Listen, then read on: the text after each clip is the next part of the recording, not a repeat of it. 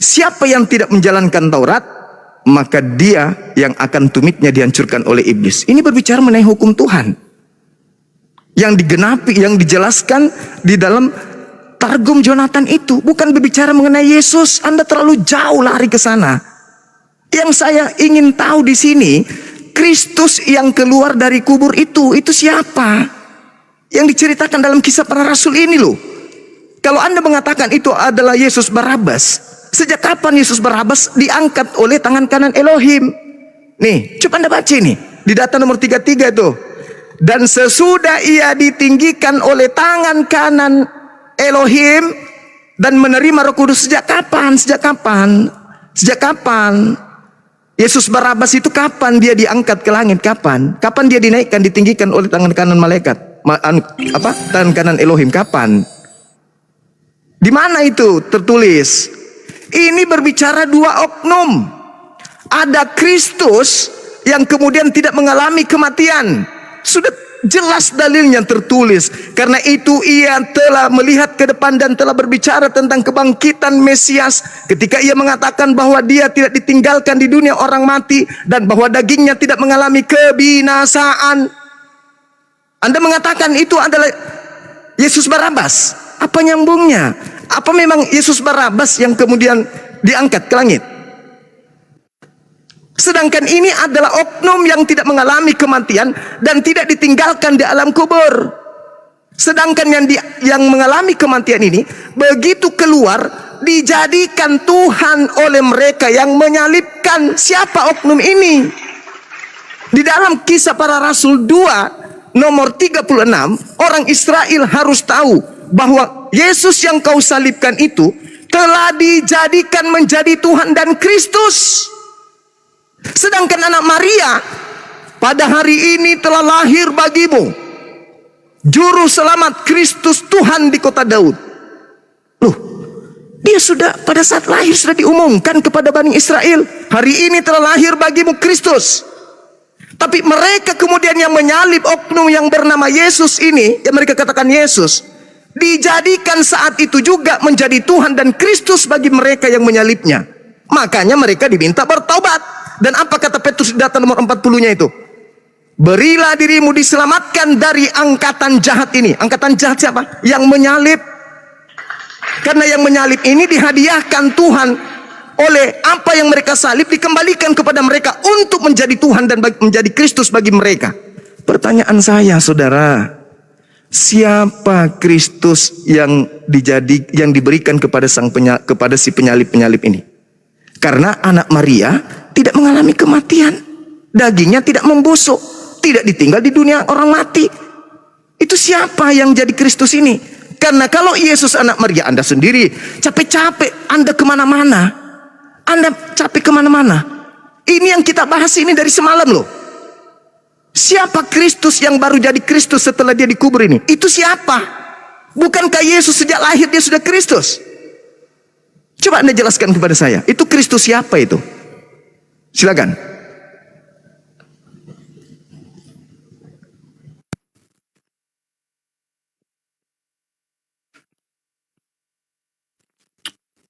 Oke, terima kasih ya. Jadi saya balik saja kamera ya. Jadi di sini berbicara ya, kalau kita lihat dari ayat pasal 2 ayat 34, sebab bukan Daud yang naik ke surga, malahan Daud sendiri yang berkata, Tuhan telah berfirman kepada Tuanku, duduklah di sisi kananku sampai kubuat musuh-musuhku menjadi tumpuan kakimu. Nah, ayat dalam Kisah Rasul ini berhubungan dalam Mazmur 110 ayat yang ke-1. Nih. Ya.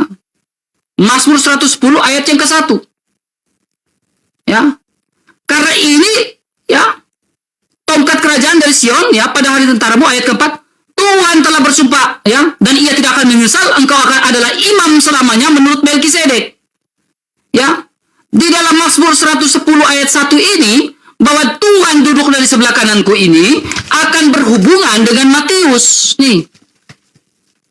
Matius pasal 22 ayat yang ke-41. Mereka ketika orang-orang Farisi sedang berkumpul, Yesus bertanya kepada mereka, katanya, apakah pendapatmu tentang Mesias? Anak siapakah dia? Kata mereka anak Daud, seperti yang dibacakan oleh Bang Juma tadi di Lukas 2 ayat 11. Kata mereka kepada mereka, jika demikian, bagaimana mungkin Daud yang oleh pimpinan roh dapat menyebut dia, Mesias, adalah tuannya ketika ia berkata, duduklah di sebelah kanan, ini Mazmur 110. Kutaruh di bawah kakimu. Jadi, lihat ini penjelasan Yesus. Jika Daud menyebut dia Mesias adalah tuannya, jadi orang Israel menyangka Daud ini raja besar. Memang Daud raja besar. Tetapi bagaimana mungkin Daud yang adalah raja besar memanggil keturunannya sebagai tuan? Ya. Sehingga dalam Kisah Rasul 2 ayat 36 itu, Petrus berkhotbah kepada mereka yang menolak Yesus sebagai Mesias. Petrus berkhotbah dalam Kisah Rasul 2 ayat yang ke-36. Nih. Ya, Bang, coba perhatikan ini. Ya. Jadi seluruh kaum Israel harus tahu dengan pasti bahwa Allah telah membuat Yesus yang kamu salibkan itu menjadi Tuhan. Ketika mereka mendengar hal itu, mereka mendengar hal itu sangat terharu karena mereka sebelumnya belum tahu, belum mengenal, belum yakin. Makanya dia bilang dia adalah Tuhan, dia adalah Kristus yang sudah menggenapi segala sesuatu yang tertulis di dalam perjanjian lama. Makanya dalam Targum Jonathan, ini Targum Jonathan, kan Bang Juma percaya kan Yesus adalah Mesias, ini kan? Lukas 2 ayat 11, dia adalah Mesias, Hamasya, ya kan? Nah, hamba yang menderita itu adalah Mesias. My servant Mesaya. Saya di sini membuktikan bahwa Yesus adalah Mesaya dalam komparasi yang ada dalam perjanjian baru, Targum Jonathan, dan juga sesuatu yang tertulis di dalam perjanjian lama. Ya. Coba buka. Kalau diurapi, ya, memang dalam tar ini Pak, saya yakin Bang Juma membukanya di sini. Kalau kita buka di dalam Sefaria, ya, kita lihat sampai ke bawah, memang dia terbunuh. Nubuatannya. Ini dalam Suka 52 ayat 6. Dia terbunuh. Ya. Sekarang Bang Juma kalau tidak sepakat dengan data ini, Bang Juma tinggal buktikan. Pertanyaan saya gini, Bang. Kalau Bang Juma tidak sepakat dalam Yesaya 52 ayat 13 itu bukan Mesias, nubuatan untuk Mesias, Bang Juma tunjukkan data yang valid kalau itu bukan Mesias. Itu pertanyaan saya. Saya minta Bang Juma tunjukkan data yang valid kalau Yesaya 52 ayat 13 bukan merujuk pada Mesias. Saya minta data yang valid. Kalau Bang Juma tidak percaya bahwa hamba yang menderita, yang dinubuatkan, terbunuh, dan terpaku oleh penderitaan kita itu adalah Mesias, sesuai yang Bang Juma bacakan dalam Lukas 2 ayat 11, dan Bang Juma percayakan itu, tunjukkan data yang valid. Saya minta cuma itu. Kalau itu bukan merujuk pada Mesias. Kita sendiri sudah baca, Yesus Kristus menggenapkan segala sesuatu yang dinubuatkan tentang Mesias. Dan saya sudah menunjukkan dengan berbagai macam data. Tunjukkan kalau itu bukan Mesias. Silakan.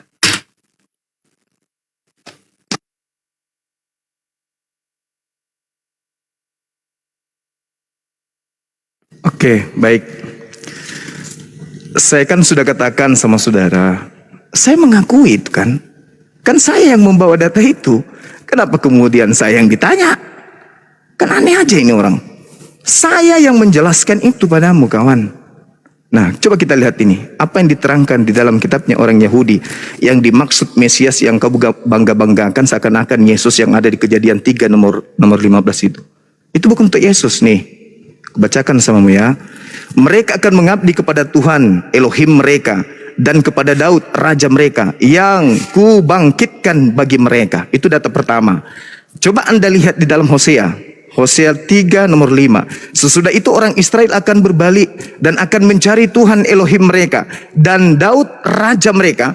Mereka akan datang dengan gemetar kepada Tuhan dan kepada kebaikannya pada hari-hari terakhir. Kemudian kita lihat dalam Yeskel 37. Tempat kediamanku pun akan Yeskel 37 nomor 25, sorry ya. Kita ulang.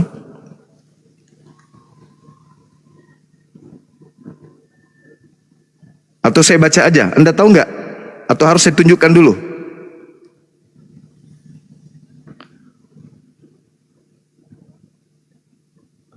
(25) Nih dikatakan di sini. Mereka akan tinggal di tanah yang kuberikan kepada hambaku Yakub, di mana nenek moyang mereka tinggal. Ya, mereka, anak-anak mereka maupun cucu mereka akan tinggal di sana untuk selama-lamanya. Dan hambaku Daud menjadi raja mereka untuk selama-lamanya. Jadi bukan Yesus. Bukan Yesus yang dimaksud di dalam Targum Yonatan itu. Makanya di sana itu tidak bercerita tentang oknum, itu bercerita tentang gelar yang adalah imam yang diurapi, Hakohen Hamasea. Oke? Tapi saya tidak sedang membahas itu, Bung.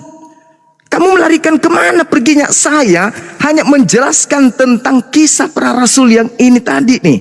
Ketika Anda mengatakan bahwa Daud, justru itu menguatkan. Kalau Daud saja memanggil Tuhan kepada dia, berarti siapa oknum yang tidak mengalami kematian, yang duduk di sebelah kanan Tuhan ini, yang diangkat oleh tangan kanan Elohim ini. Sedangkan ada yang dibunuh. Dengar, ada yang dibunuh, ada yang tidak dibunuh. Yang tidak dibunuh diangkat oleh tangan kanan Elohim. Yang dibunuh dijadikan sebagai Kristus kepada pembunuhnya. Anda tadi mengatakan itu adalah Yesus Barabas. Dari situ aja udah ketahuan ente, saudara. Di data ini, di data Kisah Para Rasul 2 nomor 31 ini, karena itu ia telah melihat ke depan dan telah berbicara tentang kebangkitan Mesias. Ketika ia mengatakan bahwa dia tidak ditinggalkan di dalam dunia orang mati. Itu siapa? Siapa itu? Yang tidak ditinggalkan di dunia orang mati itu siapa? Yesus. Yesus anak Maria. Yesus anak Maria itu betul dia sudah Kristus dari sejak lahir. Sedangkan oknum yang ini ketika dijelaskan oleh Petrus bahwa yang lahir pada hari itu di kota Daud itu sudah Kristus, mayatnya nggak ada, dagingnya tidak binasa, dan dia tidak ditinggalkan di kubur. Sehingga yang kau salibkan ini, yang binasa ini dijadikan menjadi Kristus spesial untuk kalian. Di situ ada dua oknum. Ada Kristus yang tidak mengalami kematian, yang sudah Kristus sejak lahir. Ada yang mengalami kematian, setelah bangkit kemudian baru menjadi Kristus. Roma 14 nomor 9. Nih, tuh. Sebab untuk itulah kemudian Kristus telah mati dan hidup kembali, supaya ia menjadi Tuhan baik atas orang-orang mati maupun atas orang-orang hidup. Nah, itu mati tuh. Sedangkan yang dikatakan Petrus tidak mengalami kematian. Yang mana yang betul ini? Tidak mengalami kematian, tidak mengalami kematian, dan dia tidak ditinggal di kubur. Coba, percayakah saudara terkait ajaran Yesus di dalam pernyataannya di dalam Matius 24 nomor 24, agar murid-muridnya waspada kepada Kristus palsu? Kalau Anda percaya, coba, siapa Kristus palsu? Pikir teman-teman, saya harus memberikan apresiasi khusus. Entah kalian di bawah merasakan atau tidak, tapi Bang Zuma dan Bang RK benar-benar menunjukkan manner berdebat yang sangat terhormat. Tidak ada kata-kata kasar, tidak ada penghinaan, tidak ada penistaan. Ini adalah sebuah kebanggaan untuk teman-teman Muslim yang ada di bawah, juga teman-teman Kristen yang ada di bawah. Saya mengucapkan terima kasih kepada Bang Zuma dan Bang RK. Dua putaran terakhir saya mengingatkan bahwa dalam keadaan apapun tolong jangan menyetujui pendapat lawan, dan kita sedang fokus pada kekristusan dari Yesus berdasarkan sumber utama yaitu kitab suci, yang tadi Bang Zuma udah mulai dari Alkitab. Dan teman-teman, kalau bisa volume kalian diturunin dikit karena terdengarnya cukup keras, tapi sejauh ini masih aman seperti itu. Dan slow down, karena sejauh ini baik Bang RK maupun Bang Zuma tidak ada catatan merah apapun dari saya dan tim yang sedang mendengarkan. Terima kasih banyak.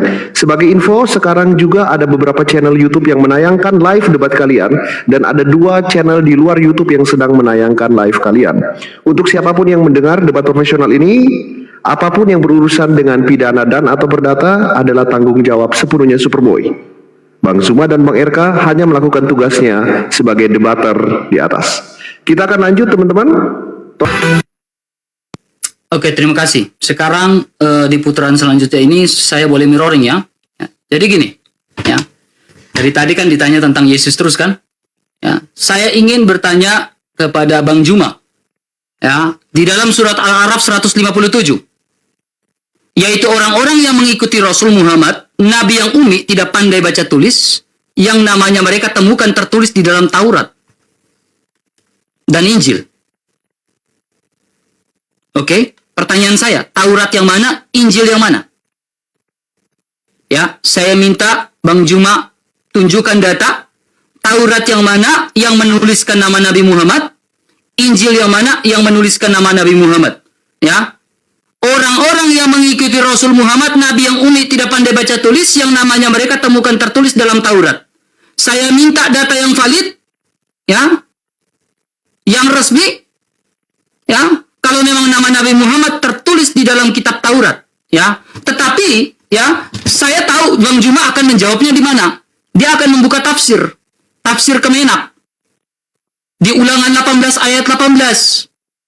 Nih, saya yakin Bang Juma akan bawa data ini. Yohanes 14 ayat 16. Ya, tetapi bukan itu pertanyaan saya Juma.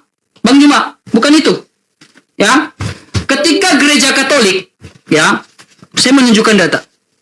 Ketika gereja Katolik, ya, ingin mengkanonkan kitab Perjanjian Lama, ya, ada yang namanya etika. Ya, ini buku ISBN ya. Ya. Menelusuri tulisan-tulisan Deuterokanonika ya. Di halaman ke-27. Ada yang namanya gereja Katolik ya. Ya, dokumen komisi kitab suci yang berjudul The Jewish People and Their Secret Scripture in the Christian Bible, disingkat dengan JPSS. Sebenarnya dimaksudkan untuk memajukan hubungan yang dekat antara gereja Katolik dan Yudaisme. Ya. Pertanyaan saya, ketika Kemenak menafsirkan ini, silakan tunjukkan datanya. Kalau tidak, kalau memang ini adakah data yang valid, ya, bahwa sudah ada hubungan antara kedua belah pihak, antara Kemenak dan juga teman-teman, ya, yang beragama Islam atau dari Yahudi, ya, harus ada punya hubungan. Kalau tidak ada hubungan sama sekali, lantas Taurat yang mana? Injil yang mana? Kalau memang ini tidak ada datanya, saya minta jurnalnya resmi, hubungan kesepakatan, kalau memang Ulangan 18 ayat 18, Yohanes 14 16 ini merujuk pada Nabi Muhammad, saya minta di mana kesepakatannya antara orang Kristen dan juga Kemenak masalah ini. Kemudian kedua, saya berbicara Taurat. Kalau memang tidak ada, Taurat yang mana yang membicarakan tentang Nabi Muhammad? Itu pertanyaan saya. Saya harap Bang Juma bisa menyampaikan. Saya mirroring kan, karena saya nggak bisa mirroring dengan Isa. Itu kesepakatan di room ini. Ya, aturan. Jadi saya nggak bisa mirroring. Ya, mirroring sesuai kesepakatan adalah tanyakan tentang Nabi Muhammad. Jadi saya tanyakan tentang Nabi Muhammad dalam surat Al-A'raf 157, bahwa Nabi Muhammad yang tidak pandai baca tulis tertulis dalam Taurat dan Injil. Taurat yang mana, Injil yang mana? Kalau memang Injil Yohanes 14 ayat 16, pertanyaan saya, sudah adakah kesepakatan seperti yang dilakukan oleh gereja Katolik dan juga Yudaisme dalam semangat Konsili Vatikan II? Saya bisa tunjukkan datanya, dan saya punya buku. Nih, beberapa buku saya punya. Ini buku JPSS. Ya, saya bisa tunjukkan. Saya minta data yang valid, jurnal yang resmi, seperti yang dilakukan oleh gereja Katolik dan Yudaisme dalam semangat Konsili Vatikan II, atau ada hubungan antara Kristen dan juga Islam, sehingga Yohanes 14 ayat 16 ditafsirkan oleh Kemenak. Saya minta jurnal yang resmi. Saya tidak minta yang mana-mana.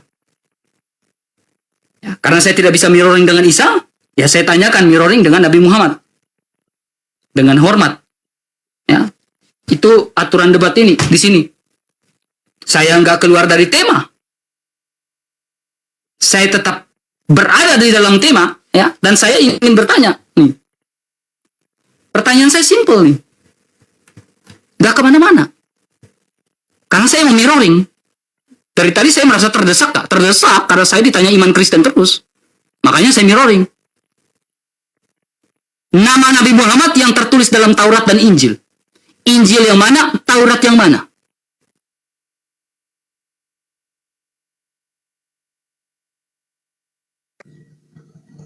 Oke. Saya jawab dulu ya, teman-teman sekalian. Jadi yang dikatakan kemudian di dalam Al-Quran itu Tauratnya Nabi Musa, bukan Tauratnya Kristen. Dan yang dikatakan dalam Al-Quran itu adalah Injilnya Nabi Isa, bukan Injilnya Lukas, Markus, Matius, Yohanes, Paulus, dan kawan-kawan. Jadi kalau saudara bisa menunjukkan Tauratnya Nabi Musa, saya akan tunjukkan namanya nabiku di situ. Sekarang mana Tauratnya Nabi Musa? Kalau saudara bisa menunjukkan Injil yang diajarkan oleh Nabi Isa alaihissalam, saya akan tunjukkan namanya. Anda bisa menunjukkan Injilnya Nabi Isa alaihissalam. Inni Abdullah atani alkitab wa ja'alani nabiyan. Tidak bisa kan? Yang Anda tunjukkan hanya catatan-catatan orang yang tidak dikenal oleh Nabi Isa, bahkan Yesus pun tak mengenalnya. Sekarang Anda gunakan perjanjian lama itu, Nabi Musa tahu, ada validasi. Dari Nabi Musa kepada siapa? Kepada siapa, kepada siapa, kepada siapa, sampai kepada Kristen. Lihat mana? Bukankah di tangan kalian cuma terjemahan? Kitabnya Nabi Musa yang diterima di Gunung Sinai itu mana? Tunjukkan itu dulu, baru saya tunjukkan kemudian kitabnya, namanya Nabi Muhammad SAW. Makanya Al-Quran saya mengatakan apa tentang kitab kalian? Nih, saya bacakan ayatnya. Karena sebenarnya ini nggak ada, kupikir Anda sanggup menghadapi saya dengan tema ini, ternyata Anda nggak sanggup, nggak menjawab dari tadi pertanyaan saya. Ini Al-Quran saya mengatakan, wa inna minhum lafariqan yalwuna alsinatahum bil kitab litahsabuhu minal kitab wa ma huwa minal kitab wa yaquluna huwa min indillah wa ma huwa min indillah wa yaquluna 'alallahil kadziba wa hum ya'lamun. Dan sungguh di antara mereka, ini Al-Quran, ada segolongan yang memutarbalikkan lidahnya membaca kitab agar kamu menyangka bahwa yang mereka baca itu sebagian dari kitab, padahal itu bukan dari kitab. Dan mereka berkata itu dari Allah, padahal itu bukan dari Allah. Mereka mengatakan hal dusta terhadap Allah, padahal mereka mengetahui. Nah sekarang Anda tunjukkan kepada saya kitabnya Nabi Musa. Boleh Anda tunjukkan kepada saya? Ada kitabnya Nabi Musa yang bisa Anda tunjukkan kepada saya? Ada kitabnya Nabi kami Isa alaihissalam Anda bisa tunjukkan kepada saya? Kalau ada silakan tunjukkan kepada saya. Al-Quran saya mengatakan, ya ahlal kitab qad ja'akum rasuluna yubayyinu lakum katsiran mimma kuntum tukhfuna minal kitab wa ya'funa an katsir. Qad ja'akum minallah nuru wa kitabum mubin. Wahai ahli kitab, sungguh rasul kami Nabi Muhammad telah datang kepadamu, menjelaskan kepadamu banyak hal dari isi kitab yang kamu sembunyikan. Mana kitabnya Nabi Musa? Tunjukkan kepada saya. Mana kitabnya Nabi Isa? Tunjukkan. Ada. Yang kamu tunjukkan itu paling kitabnya orang-orang Belanda yang pernah menjajah di Nusantara ini. Sampai sini paham? Hah? Ini tidak ada kaitannya dengan tema kita. Ini tugas saudara tunjukkan. Siapa Yesus yang diangkat tangan kanan Elohim tanpa mengalami kematian, tanpa ditinggal di alam kubur? Dan siapa Kristus yang keluar dari kubur ini, yang tiba-tiba menjadi Kristus bagi orang Roma? Ingat, yang menyalibnya itu orang Roma. Orang Israel harus tahu bahwa pada hari ini Yesus yang kau salibkan itu telah dijadikan menjadi Tuhan dan Kristus untukmu.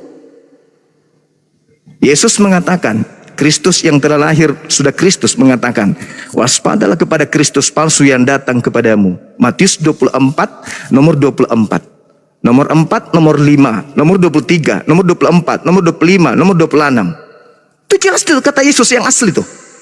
Kristus palsu dan nabi-nabi palsu akan datang, akan banyak melakukan banyak mujizat, sekiranya mungkin menyesatkan banyak orang. Nah, sekarang pertanyaan saya, Kristus palsu yang dimaksud ini yang mana? Karena Kristus asli itu anak Maria, lahir kemudian lalu dikatakan tidak mengalami kematian, tidak ditinggal di alam kubur, dan diangkat, dinaikkan oleh tangan kanan Elohim. Lalu siapa yang mati, yang dilantik menjadi Tuhan untuk orang-orang yang menyalibnya, itu siapa? Silakan kalau Anda bisa jawab.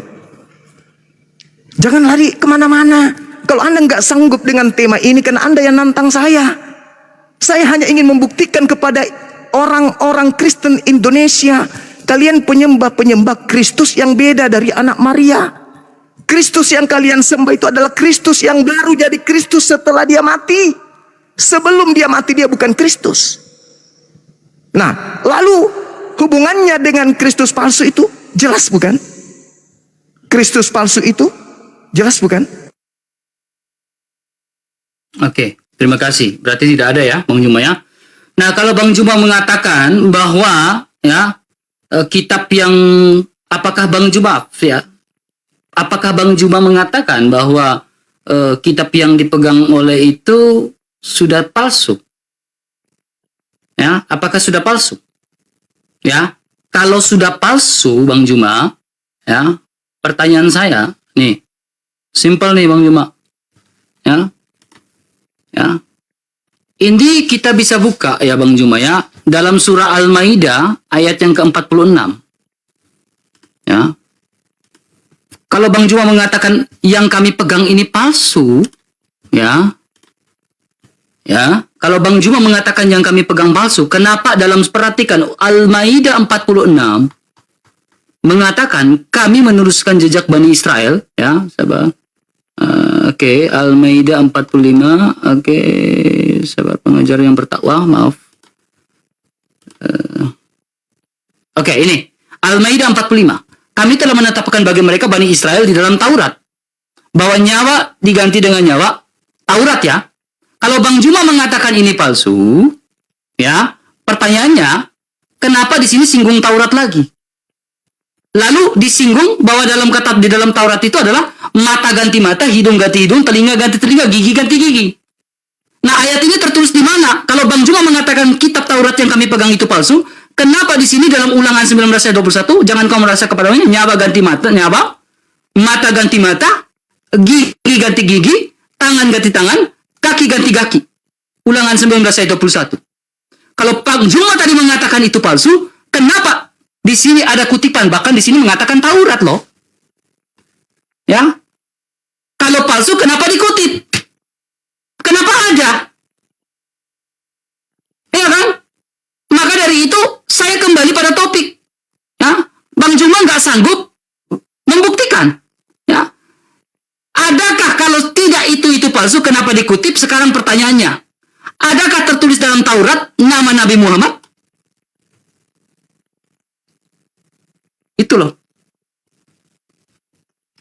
Adakah nama Nabi Muhammad? Kalau Anda tadi mengatakan itu palsu, kenapa dikutip dalam Al-Maidah 46? Sesuai dengan Ulangan pasal 19 ayat 21. Itu. Masakah mengutip yang palsu? Kan tidak mungkin, Bang Juma. Bang Juma mengatakan itu palsu, tetapi ada kutipan. Saya melakukan mirroring saja sesuai dengan aturan awal. Ya, tetapi kalau Bang Juma tanya, saya menjawab ya. Siapakah yang diberitakan itu? Ya. Ya, para rasul memberitakan Yesus yang mati. Para rasul memberitakan Yesus yang bangkit. Para rasul tidak pernah memberitakan Yesus itu diserupakan atau lain-lain, tidak. Para rasul tetap konsisten memberitakan dia yang mati sesuai dengan nubuatan Yesaya 53. Nah, kalau Bang Juma tidak percaya, ya, saya ingin tanya. Di dalam Yesaya 53 ini, ya, Yesaya 53, bahwa Mesias itu, bahwa dia terpaku, ya, dia terpaku, itu merujuk pada siapa? Ya, Yesaya 53, nih, saya buka ulang. Ya. Dalam Yesaya 53, dia yang terpaku ini merujuk pada siapa? Kalau bukan dia yang terpaku, apakah bukan Mesias? Ini kan pertanyaan saya dari tadi nih. Dia yang terpaku oleh karena penderitaan kita, dia dihina. Ini Mesias atau bukan? Kalau bukan Mesias, jadi Mesias siapa yang tidak menderita? Ini nubuatan untuk siapa? Pertanyaan saya. Ini nubuatan untuk siapa? Kalau bukan untuk Mesias. Kan saya sudah buktikan dalam Targum Jonathan 52:13. Itu merujuk pada Mesias. Dan yang menderita itu adalah Yesus anak Maria. Dia bangkit. Bahkan saya menunjukkan data dari Flavius Josephus. Dia bangkit kan. Sehingga banyak orang yang mengikuti dia. Ya. Saya jawab, yang diberitakan itu siapa? Kristus, Mesias, sesuai yang dinubuatkan bahwa dia menderita dan terpaku. Para rasul tidak pernah menderitakan Yesus yang tidak mati. Mereka menderitakan Yesus yang mati. Jawab pertanyaan saya, Al-Maidah 46 dan juga Al-A'raf 157. Silakan.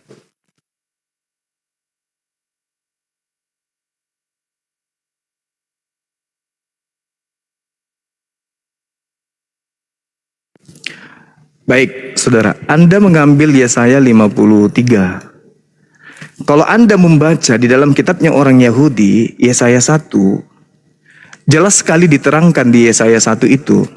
Saya bukakan ya. Sabar. Kita buka di Yesaya 1. Sebenarnya kalau kita sudah hafal data itu tidak perlu ditunjukkan lagi, tapi nggak apa-apa. Ini makan waktu banyak sih sebenarnya. Oke. Nih, saya tunjukkan kepada saudara supaya Anda belajar sedikit ya, temannya. Nih, Yesaya 1 nih ya. Nih. Ini menceritakan apa? Buku ini berisi tentang pesan-pesan Yehuda dan Yerusalem yang dinyatakan Allah kepada Yesaya anak Amos pada masa usia Yotam, Ahaz, Hezekia dan yang memerintah di Yehuda. Nih. Saya ulang ya, nih. Jadi Yesaya itu memiliki penglihatan yang diberikan kemudian oleh Tuhan, penglihatan yang membahas tentang apa? Tentang Raja Amos, Uzia, Yotam, Ahaz, Hezekia yang memerintah di Yehuda. Tidak ada hubungannya dengan Yesus. Paham ya, Dek? Gak ada hubungannya dengan Yesusmu. Nah, sekarang kalau kita melihat di dalam kitab Ulangan 33 nomor 4 nih. Ulangan 33 nomor 4. Ada hal yang perlu saudara pahami di situ. Bagaimana kemudian jelas dikatakan di sana. Kita lihat di Ulangan 4. Ini ya. Saya bacakan ya. Mana nomor 4-nya ini? Ini Anda lihat apa yang dikatakan di sana. Torah sefalanu, nih, Mose kehilap Yakob, nih. Yakob. Jadi Torah ini adalah hak kepunyaan Bani Yakob. Bukan untuk Kristen. Bukan untuk Kristen, saudara. Belum lagi kalau Anda membaca Mazmur 147, 19, nomor 12. Ya. Kalau Anda minta saya tunjukkan Mazmur. Kita baca, original teksnya kita baca. Ini kitabnya orang Yahudi ya. Nah ini. Kita baca Mazmur nih. Data nomor 19-nya. Tuh. Mungkin Anda bisa baca Ibraninya. Di situ jelas sekali dikatakan bahwasanya hukum-hukum yang diberikan kepada Yakub itu tidak diberikan kepada bangsa lain. Megib de Faraf.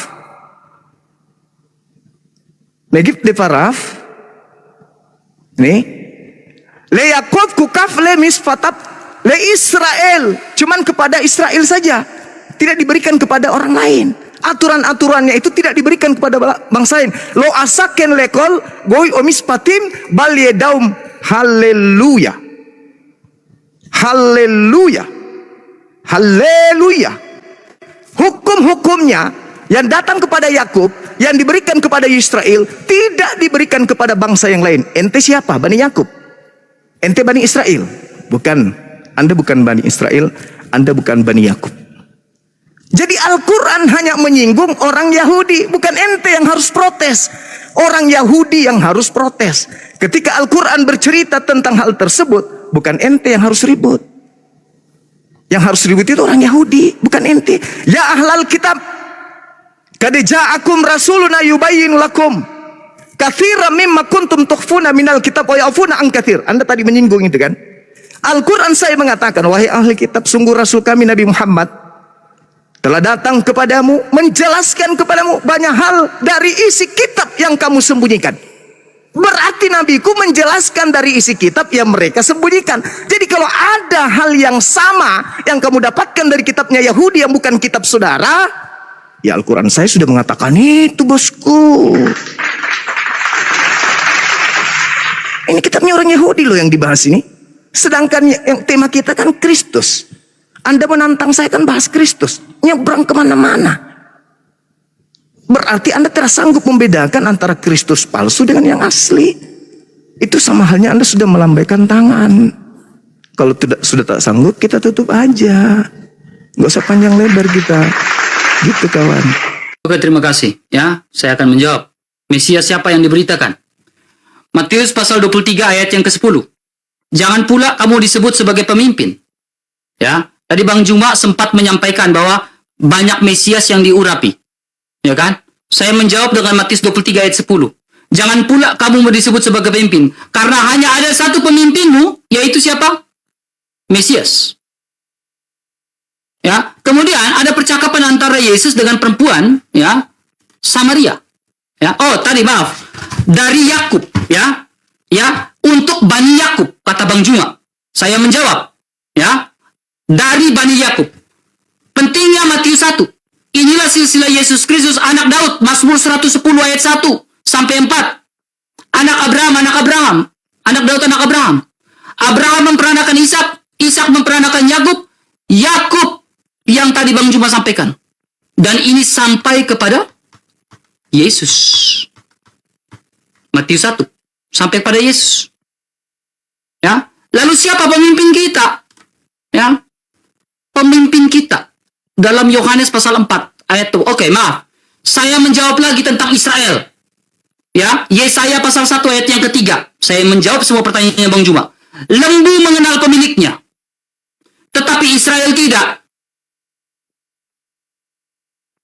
Keledai mengenal palungan yang disediakan tuannya, tetapi umatku tidak memahaminya. Saya pikir ini ayat yang sangat dalam. Lembu mengenal pemiliknya, tetapi Israel tidak. Keledai mengenal palungan yang disediakan, tetapi umatku tidak memahaminya. Ya, apalagi Bang Juma. Ya, tetapi mari kita lihat pandangan dari Bani Israel, Bani orang Samaria. Ya, Yohanes pasal 4. Ya, siapakah Yesus yang diberitakan itu? Apakah Yesus adalah Mesias? Yesus sendiri yang mengatakan bahwa dia adalah Mesias. Yohanes 4 ayat 24. Kita perhatikan teman-teman. Ya, Allah itu adalah bangsa yang benar. Jadi jawab perempuan itu kepadanya, aku tahu bahwa Mesias akan datang, yang disebut juga Kristus. Mesias adalah Kristus dan Yesus adalah Kristus. Saya melakukan pembuktian bahwa Yesus adalah Kristus. Dan perempuan Samaria menyatakan bahwa Yesus adalah Kristus, adalah Mesias. Jadi banyak pembuktian. Bukan cuma Petrus dalam Matius 16 ayat 18, tetapi perempuan Samaria pun mengakui bahwa Yesus adalah Kristus, adalah Mesias. Apabila ia datang yang memberitakan segala sesuatu pada kami. Kata Yesus, pengakuan Yesus, Anihu, akulah dia. Akulah pemimpin itu. Yang memberitahukan segala sesuatu tentang kepada kami. Kepada umat manusia. Jadi ini jelas. Sangat jelas. Saya membuktikan bahwa Yesus adalah Mesias. Ya, jadi Mesias siapa yang diberitakan para rasul? Hanya ada satu pemimpin saja. Santo Matius menuliskan, pemimpin itu adalah Mesias. Dan kalau kita melihat secara keseluruhan, Santo Matius saja menuliskan bahwa Mesias itu disalibkan. Santo Lukas menuliskan Mesias disalibkan. Santo Markus menuliskan Mesias disalibkan. Santo Yohanes menuliskan Mesias disalibkan. Dan pemimpin itu adalah Mesias. Seperti yang dinubuatkan dalam kitab Yesaya 53. Ia dipukul dan ditindas, kita pikir dia terkena tulah. Dia tertikam oleh karena pemberontakan kita. Ya. Saya bisa buktikan bahwa ini merujuk pada Mesias. Tadi saya sudah tunjukkan dalam Targum Yonatan.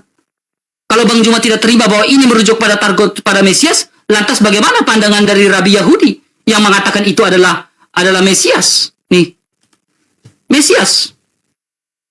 Saya sebenarnya tidak mau mengulangi, tetapi terulang terus ini. Mesia.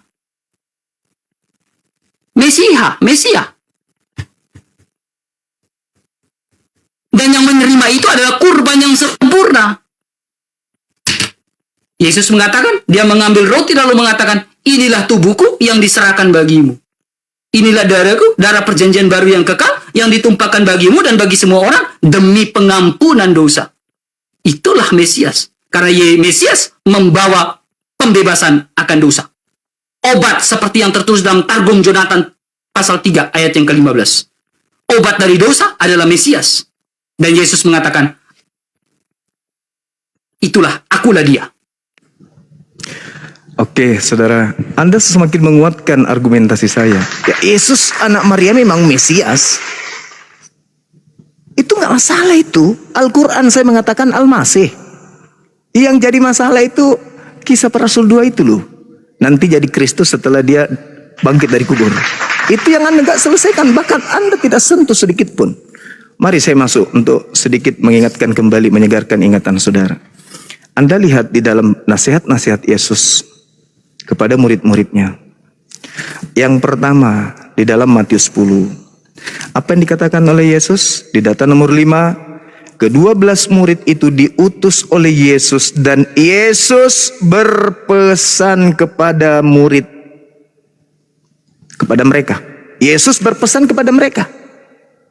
Janganlah kamu menyimpang ke jalan bangsa lain atau masuk ke dalam kota orang Samaria. Melainkan pergilah kepada domba-domba yang hilang dari umat Israel. Anda lihat di Yeremia 50 nomor 17, yang dimaksud domba itu adalah Bani Yakub, bukan Kristen, bukan Bani Indonesia. Ingat ya, ini pesan Yesus kepada muridnya ya. Nah, nanti Anda akan mengambil Matius 28 nomor 18 nomor 19, kepada aku telah diberi kuasa. Itu siapa itu yang diberi kuasa itu? Pergilah ke seluruh bangsa. Itu siapa yang sudah dilantik menjadi Kristus bagi penyalibnya? Itulah yang saya bahas ini, tapi Anda tidak ke sana. Lalu kita lihat apa kata Yesus di dalam Matius 15 nomor 24. Jawab Yesus begini, di data nomor 23 dulu. Seorang perempuan, ya, seorang perempuan Kanaan datang di data nomor 12-nya nih. Data nomor 12, seorang perempuan Kanaan datang, kasihanilah aku wahai Tuhan anak Daud, karena anakku perempuan kerasukan setan dan sangat menderita. Tetapi Yesus sama sekali tidak menjawabnya. Lalu muridnya datang dan meminta kepada dia, suruhlah ia pergi. Yesus mengatakan, suruhlah ia pergi. Ia mengikuti kita dengan teriak-teriak. Jawab Yesus, aku diutus hanya kepada domba yang hilang dari umat Israel, yang sesat dari umat Israel. Itu pengakuan siapa? Pengakuan Yesus. Anda percaya? Anda percaya? Kalau percaya ya sudah, sadar diri. Kemudian perempuan itu semakin mendekat dan menyembah Yesus. Menyembah artinya menghormat kepada Yesus, memohon kepada Yesus sambil berkata, Tuhan, tolonglah aku. Tetapi Yesus menjawab, tidak patut mengambil roti yang disediakan bagi anak-anak dan melemparkannya kepada apa? Kepada guguk.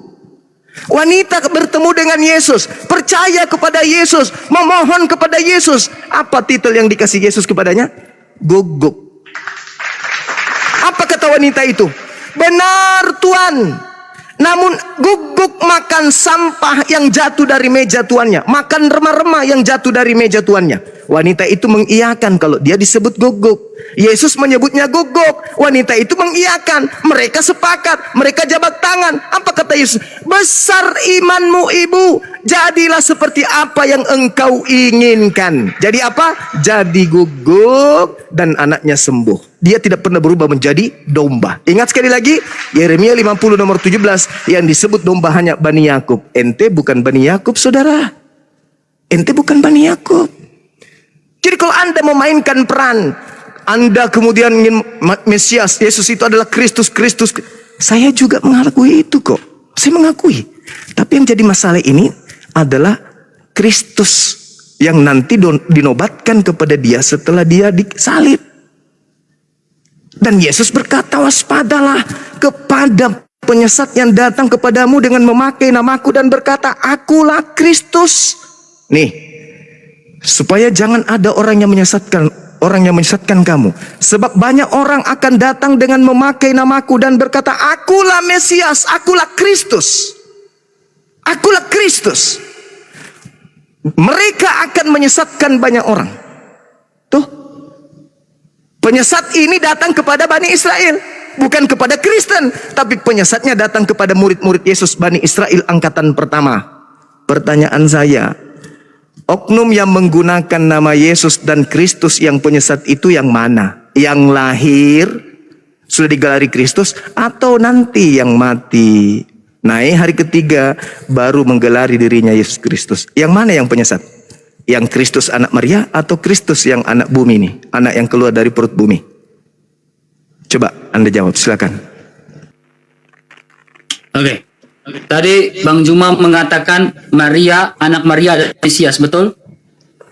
Ya, Kristus kan? Betul. Dia sudah mengakui bahwa anak Maria adalah Kristus. Yes, tertulis di Lukas Sudah. 2:11 dalil. Betul. Dan Ada dalilnya. dan anak manusia itu adalah Kristus, betul? Adalah Mesias, betul? Kristus adalah Mesias, betul? Iya, itu dibacakan tuh. Dia sudah akui lagi. Anda Ya. sudah akui kan? Nah, Ya, sekarang, saya mengakui karena itu keimanan saya. sekarang siapa yang keluar dari Kamu yang mengakui bahwa anak Maria adalah Mesias. terus yang keluar dari kubur? Ya. Yang mendapatkan gelar Kristus untuk penyalibnya siapa? Yesus Kristus anak Maria. Loh, dia tidak mengalami Iya, memang itu Yesus Kristus anak Maria. tidak mengalami kematian. Tidak mengalami kematian, dia bangkit dari kematian. Tidak mengalami kematian. Saya tanya, kita di sini berbicara tentang membuktikan tentang Mesias, bukan berbicara tentang kematian dan lain-lain. Ya, Tidak mengalami kita fokus pada tema bahwa Yesus adalah Mesias. Saya tidak berbicara yang lain-lain. Siapakah yang terkena pelanggaran, teman-teman yang ada di bawah? Pelanggaran pertama terjadi cepat sekali ya, yaitu pelanggaran pertama terjadi untuk Bang RK, perwakilan debater dari Iman Kekristenan. Saya jelaskan dulu mengenai pelanggarannya adalah di situ, kalau kalian dengarkan baik-baik, adalah Stroman argumentum sekaligus gambler fallacy. Tapi ini adalah pelanggaran pertama, jadi tidak akan terkena apapun. Ya, dengan memberikan, kita lihat tema yang di layar itu Yesus menjadi Kristus ya. Semoga saya tidak salah, karena tema yang kalian ajukan adalah kapan Yesus menjadi Kristus. Jadi kalau pembahasan tentang Mesias boleh, asal jangan mengganti tiba-tiba kapan Yesus menjadi Mesias. Kalau teman-teman tadi di bawah dengar ya. Jadi Bang RK lebih fokus, temanya adalah kapan Yesus menjadi Kristus. Kita sedang tidak membicarakan Mesias. Boleh sisipkan Mesias, tapi temanya adalah Kristus ya. Dan saya akan bold lagi. Mungkin bilang, host tadi kenapa nggak bunyi waktu Bang Zuma sepakat dengan Bang RK waktu di awal tentang Yesus itu adalah Kristus. Itu teman-teman di dialektika harus diingat, Bang Zuma tidak setuju. Dia sedang mengkutip yang ditulis di dalam kitab sucinya Bang RK. Jadi tidak melangkahi aturan. Kecuali tidak tertulis, lalu itu adalah serangan dari Bang RK dan disetujui oleh Bang Zuma, itu pelanggaran. Semoga teman-teman di bawah ngerti ya. Bang Zuma hanya sedang mengquote apa yang tertulis di kitab suci. Justru kalau Bang Zuma memelintir ayatnya ya berarti ya pelanggaran seperti itu. Tapi tidak mengurangi apapun. Satu pelanggaran dari pihak Bang RK, 0 untuk Bang Zuma. Semangat. Jangan berkecil hati, tidak ada mengurangi apapun. Waktu masih tersisa 44 menit 2 detik, baru banget. Silakan teman-temanku, aku optimis banget. Silakan kalian berdua dilanjutkan. Lampu kuning Bang RK, jangan ada pelanggaran lagi. Bang Zuma masih 0. Silakan dilanjutkan. Oke. Ya, silakan. Ya, oke. Kalau begitu saya bertanya, ya, saya bertanya. Di dalam dari tadi belum menjawab, ya. Dalam surat Al-A'raf 157, Nabi Muhammad tertulis di dalam kitab Taurat Musa dan Injil. Taurat yang mana, Injil yang mana? Mic-nya Bang Juma. Sudah kujelaskan tadi kan. Kadeja akum rasuluna yubayyinu lakum. Telah datang Rasulku kepadamu menjelaskan dari isi kitab yang kalian sembunyikan. Nah sekarang kalau kitab itu tidak disembunyikan, apakah Kristen mampu menunjukkan Tauratnya Nabi Musa? Taurat itu ditulis oleh siapa? Nabi Musa. Nabi Musa. Sekarang Nabi dalam Musa dari tadi Anda mengutip dalam Taurat Musa juga dari tadi. Iya. Iya. Betul. Ketika Anda mengutip kitab Taurat Musa, kenapa sekarang Anda menolak bahwa kitab Taurat Musa itu, bahwa kitab Taurat Musa sabar, kitab Taurat Musa itu kamu tidak terima? Iya, tema kita ini berbicara mengenai Kristus, saudara ya. Jadi nggak usah lari ke Taurat segala macam. Kita membahas tentang Kristus. Saya ingin tahu dari saudara, menurut Yesus nih, penyesat yang datang setelahnya bergelar siapa? Penyesat, menurut Yesus penyesat yang sebelum bergelar apa? Ya, penyesatnya adalah antikristus. Yang datang setelah dia Antikristus. menggelari dirinya siapa? Ya, antikristus. Di mana Yesus mengatakan itu? Ya, kalau kita berbicara, Yesus mengatakan dalam kitab Matius, Markus, Lukas, dan Yohanes, penyesat Iya. akan muncul setelah aku. Iya. Dia mengaku apa? Ya. Penyesat itu mengaku? Antikristus, mengakui Yesus yang lain. Hah? Ya. Di mana Ya. dalilnya itu tertulis? Ya, Galatia pasal 1 ayat yang ke-15 ke-16, ya. Hah? Rasul Paulus mengatakan jikalau ada malaikat yang memberitakan berbeda dari apa yang kami beritakan, Ya.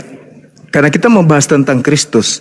Tolong Anda tunjukkan data di mana Yesus kemudian sesuai dengan pengakuan saudara. Pertanyaan saya, apa gelar penyesat yang datang kepada murid-murid Yesus yang harus diwaspadai oleh murid-murid Yesus? Silakan. saya jawab ya. Di sini kita memulai kembali pada tema Lukas 2 ayat 11. Ya. Di sini kata siapa? Lalu kata malaikat itu kepada mereka, ya, janganlah takut, sebab sesungguhnya aku akan memberitakan kepadamu kesukaan besar. Hari ini telah lahir bagimu Kristus, Tuhan di kota Daud. Nah, kalau kita berbicara tentang kota Daud, ya, di sini kita perhatikan bahwa dalam Suka 52 ayat 6, bahwa Mesias dari bin Daud itu terbunuh. Maaf, Kristus dari bin Daud itu terbunuh. Pertanyaan saya, saudara, tolong. Apa gelar penyesat yang datang setelah Yesus, di mana penyesat itu datang kepada murid Yesus? Gelar penyesat adalah antikristus. Antikristus. Di mana itu Yesus menasihatkan waspadalah kepada antikristus, itu di mana? Saya akan tunjukkan datanya. Iya. Ya. Ya, antikristus. Oke, kamu dalam musuhnya Yesus. Ya, antikristus. Menantikan, sabar, saya butuh waktu. Karena memang kalau berbicara antikristus, oke. Di sini bukan pengakuan dari Yesus, tetapi kita percaya Alkitab adalah ilham dari Roh Kudus, dari Roh Allah itu sendiri. Ya, anak-anakku seorang antikristus akan datang. 1 Yohanes 2 ayat 18. Sekarang telah bangkit banyak antikristus. Itulah tanda bahwa waktu yang ini benar-benar adalah waktu yang terakhir. Antikristus adalah pendusta. Antikristus adalah pendusta yang tidak yang menyangkal Bapa, sang Bapa, maupun anak. Ya. 1 Yohanes 2 ayat 22. Jadi antikristus itu yang menyangkal Bapa, anak, ya, yang menyangkal Tritunggal, itulah antikristus. Kan kamu tanya, saya jawab. Ya, sekarang saya banyak bertanya. Di mana Muhammad tertulis dalam kitab Taurat? Kalau kau mengatakan kitab Taurat itu palsu, kenapa di dalam Al-Maidah 46, ya, Al-Maidah 46 itu mengutip kitab Taurat dalam kitab Ulangan. Gigi ganti gigi, mata ganti mata. Silakan. Jawab. Oke, baik. Jadi tidak ada hubungannya dengan tema ya. Tapi hostnya mungkin bukan pelanggaran gitu ya. Nah, ini Al-Quran saya mengatakan apa? Ya ahlal kitab qad ja'akum rasuluna yubayyinu lakum katsiran mimma. Ini. Ya ahlal kitab lima talbisunal haqqa bil batil wa taktumul haqqa wa antum ta'lamun. Wahai ahli kitab, mengapa kau mencampur adukkan kebenaran dan kebatilan, dan kamu menyembunyikan kebenaran padahal kamu mengetahui? Ini Al-Quran nih. Oke? Nah, sekarang berbicara mengenai gelar antikristus. Saya perlihatkan saudara, di dalam pengajaran Yesus di Matius 24 diterangkan kemudian bahwasanya waspadalah kepada penyesat yang datang kepadamu, sebab akan banyak penyesat yang datang kepadamu dengan memakai namaku. Siapa namaku? Yesus. Penyesatnya bernama siapa? Yesus. Dan berkata, akulah Mesias. Nih, Mesias tertulis di sini. Tuh. Artinya kalau Mesias Yunaninya apa? Kristus. Artinya penyesat itu bernama Yesus dan gelarnya Kristus. Pertanyaan saya, di mana ada oknum yang pernah datang kepada murid Yesus yang mengaku Yesus dan bergelar Kristus? Kalau mengaku Yesus dan Kristus itu sudah nama anak Maria dari sejak dulu. Sedangkan Yesus mengatakan di Matius 24, kepada mereka waspadalah supaya jangan ada orang yang menyesatkan kamu, sebab banyak orang akan datang dengan memakai namaku dan berkata akulah Mesias, dan mereka akan menyesatkan banyak orang. Pertanyaan saya, siapa oknum yang datang kepada murid Yesus, ngaku Yesus Kristus dan menyesatkan banyak orang? Orang yang disesatkan itu kelompoknya apa? Yang disesatkan oleh Yesus Kristus palsu ini. Ingat, Tidak ini ada. masih ini Tidak ada. Jadi ini tidak tergenapi. Dia akan Yesus yang mana? Yesus yang mana? Itu dikatakan. Yesus yang mana? Sekarang gini, Yesus yang mana? Kalau Yesus yang kami memberitakan, para rasul memberitakan dia yang mati, bangkit dan naik ke surga. Lalu Yesus. Nah, kalau Yesus yang mana yang memberitakan dia tidak mati? Nah, itulah yang disebut sebagai antikristus. Tapi saya tidak mau membahas tentang itu, teman. Lah itu Ya, temanya. saya ingin membahas tentang Ini- bagaimana saya membuktikan malaikat yang menyatakan bahwa Yesus disebut Kristus. Iya, itu sudah betul itu. Saya sudah aminkan. Ya, tapi kita tidak membahas tentang antikristus di sini. Bukan. Kita lagi membahas Yesus yang disebut Kristus. Bukan. Jangan lari ke antikristus. Kalau kita lari ke antikristus, saya tidak bisa mirroring di sini. Saya hanya bertahan dan menjawab di sini. Iya, kamu nantang saya tadinya. Iya, memang saya nantangin kamu dan kamu pun mau kan? Iya, nah Ya, kenapa? maka dari itu, kalaupun saya bisa mirroring seperti aturan yang disediakan oleh host, saya tanya, dalam surah Al-Maidah ayat 45, Kenapa sekarang kayak begini modelnya kalau gitu? kok nggak kayak gitu? Tipis Stroman argumentum di sini bahwa perwakilan dari debater Islam hanya menjawab pertanyaan dari Bang RK sebelumnya, dan yang Bang RK tanyakan juga untuk teman-teman di bawah yang bilang Bang RK keluar tema tidak. Kalau kalian ingat di awal aku bilang diperbolehkan mirroring as long as Yesus dan Muhammad, Allah Tritunggal dan Allah Subhanahu wa taala boleh. Justru kalau Isa atau di luar itu yang nggak boleh. Jadi Bang Zuma juga tidak melakukan pelanggaran dengan membahas antikristus itu sebagai responsif dari pertanyaan yang disampaikan oleh Bang RK di 21 menit ke-19 tadi. Seperti itu. Ya, hati-hati, tarik nafas, jangan ada emosi. Kalian berdua, Bang RK yang kontak untuk meminta debat, fokus pada tema debat, noting personal business, itu nanti urusan kalian di rumah masing-masing. Sekarang fokus pada tema. Oke, tarik nafas, jangan dikuasai emosi karena aturan paling umum dalam debat, siapa yang duluan emosi, dia yang duluan kali kalah. So, fokus, 10 detik menuju.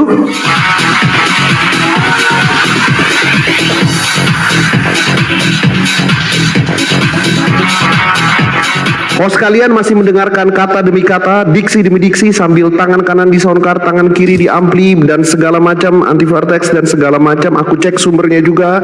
So kontrol emosi, kalian tidak terburu-buru, waktu kalian masih banyak. Masing-masing sudah satu pelanggaran. Tolong berhati-hati. Dan teman-teman di bawah, Bang Zuma tidak melakukan pelanggaran apapun, Bang RK juga tidak melakukan pelanggaran apapun. Bang Zuma hanya memberikan responsif atas pertanyaan, dan ketika Bang RK mirroring tentang Muhammad itu juga diperbolehkan oleh aturan, kecuali di luar itu. So siap-siap, 10 detik menuju untuk dilanjutkan.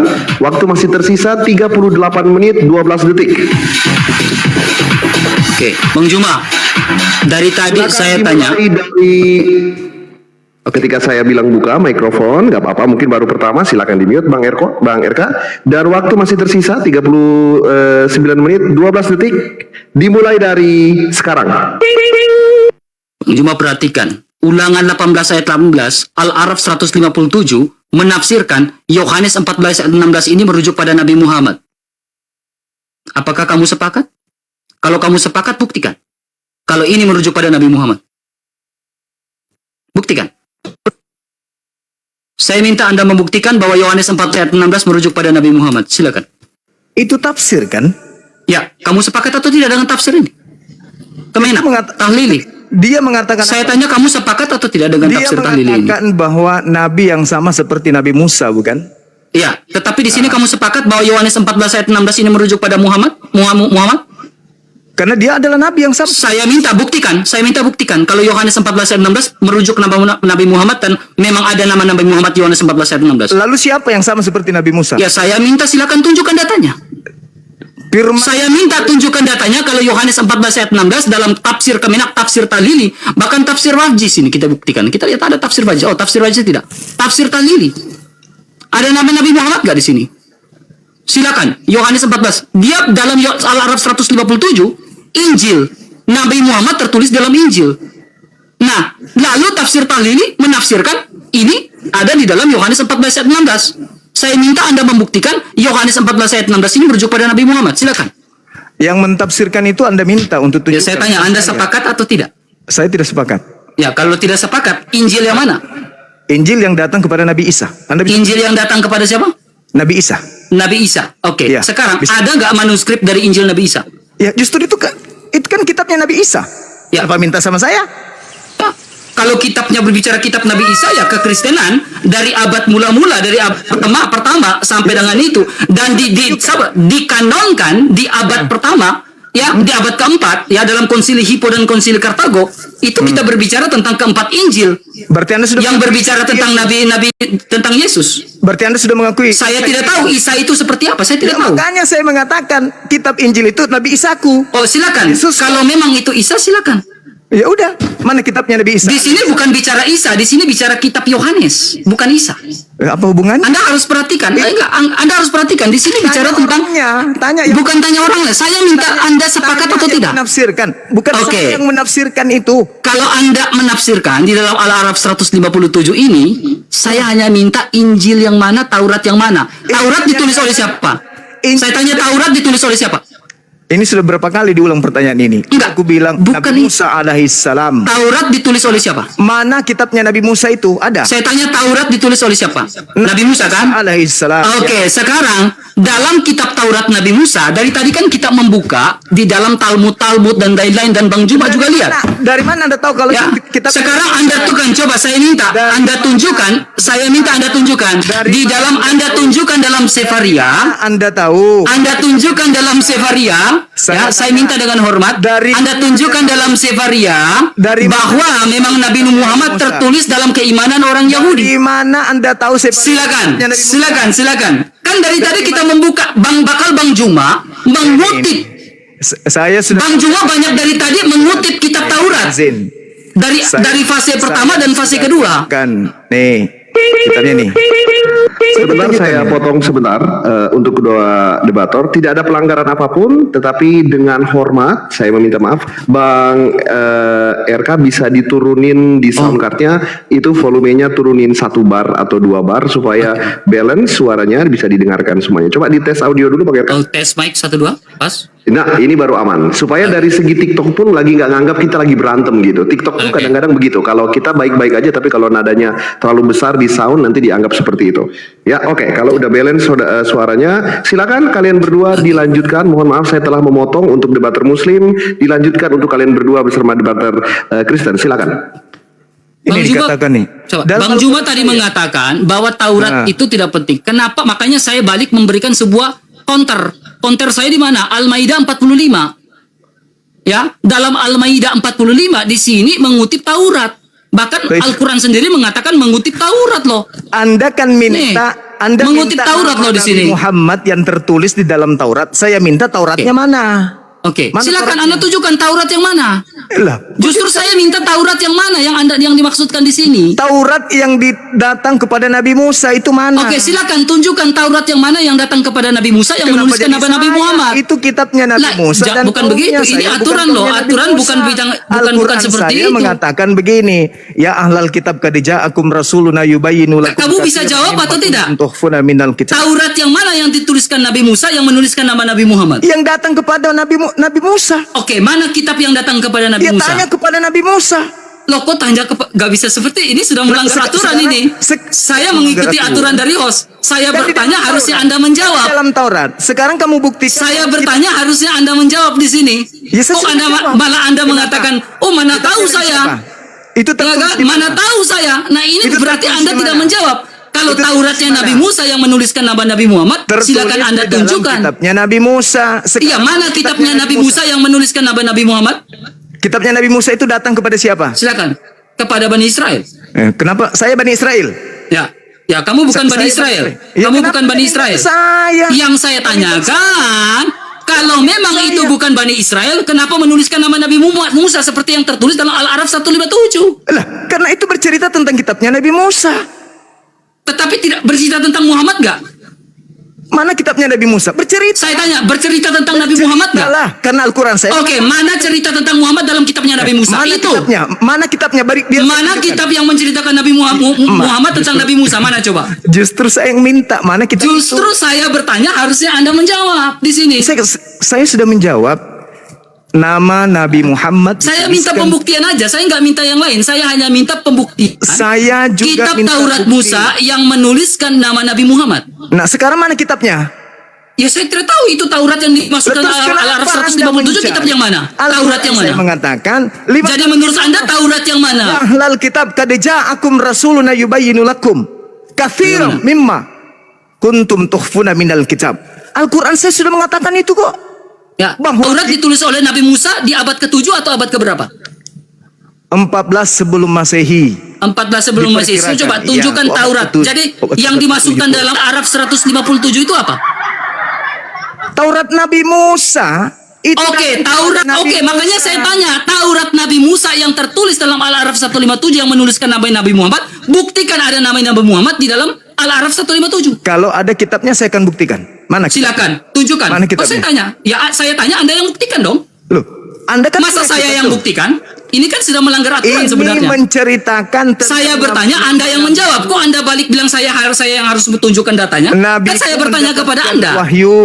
Wahyunya bahwa namanya tertulis di dalam Taurat dan Injil. Oke, Taurat sekarang Nabi Musa kan? Anda mengatakan tidak ada. Taurat Nabi Musa kan? Tidak ada loh namanya. Taurat Nabi Musa. Saya tanya, itu Taurat Nabi Musa Tidak kan? ada loh namanya Nabi Muhammad di dalam Anda Taurat. sepakat itu Taurat Anda Nabi tahu Musa? dari mana? Anda tahu Ketika dari- Anda sepakat dengan Taurat Nabi Musa tadi, Anda bilang Anda Anda sepakat. tahu dari Coba Anda mana? tunjukkan Taurat Nabi Musa yang menuliskan nama Nabi Muhammad. Anda tahu dari mana kalau tidak tertulis? Ya? Anda tahu dari mana kalau tidak? Makanya Anda buktikan kalau memang tertulis. Ya, mana kitabnya? Ya, saya tanya, mana kitabnya yang dimaksudkan dalam Al-Araf 157? Ini Al-Quran saya sudah mengatakan. Anda harus menunjukkan mana kitabnya, berarti kitab yang itu. Sekarang itu apa? Alkitab kad ja'akum rasul Nah, itu ditulis oleh Nabi Musa atau siapa? Nabiku menjelaskan. Itu di dalam Al-Quran atau di dalam Taurat Nabi Musa? Dengar, Nabi Saya tanya, sabar. Itu ditulis oleh Nabi Musa atau ditulis oleh Al-Quran? Al-Quran. Oke, itu Al-Quran kan? Berarti bukan Ya. Nabi Musa kan? Yang saya tanyakan Taurat yang menuliskan nama Nabi Musa, Nah. Nabi Muhammad. Taurat Bukan Al-Quran. Saya nggak tanya tentang Al-Quran. Saya Taurat- tanya nama Nabi Muhammad yang tertulis dalam Taurat. Itu maksud Nah, saya. Taurat ini Tauratnya siapa? Tauratnya Taurat siapa? di mana? Yang mana? Yang disebutkan Al-Quran. Ya, saya tidak Tauratnya tahu. Nabi? Saya tanya kan? Tauratnya Nabi Musa. Oke, mana Tauratnya Nabi Musa yang menuliskan Sejauh- Muhammad? Ada nggak? Saya jawab. Tauratnya Oke, Nabi silakan. Musa itu datang kepada ahli kitab. Ahli kitab menyembunyikan. Kalau tidak disembunyikan, mana tunjukkan? Di mana buktinya ahli kitab menyembunyikan? Kalau tidak ada, Saya minta di mana ahli kitab menyembunyikan? kalau tidak disembunyikan berarti ada. Mana tunjukkan? Baik, Ada nggak? tidak ada pelanggaran. Bersabar sebentar, tarik napas. Jadi begini, suaranya tidak seimbang.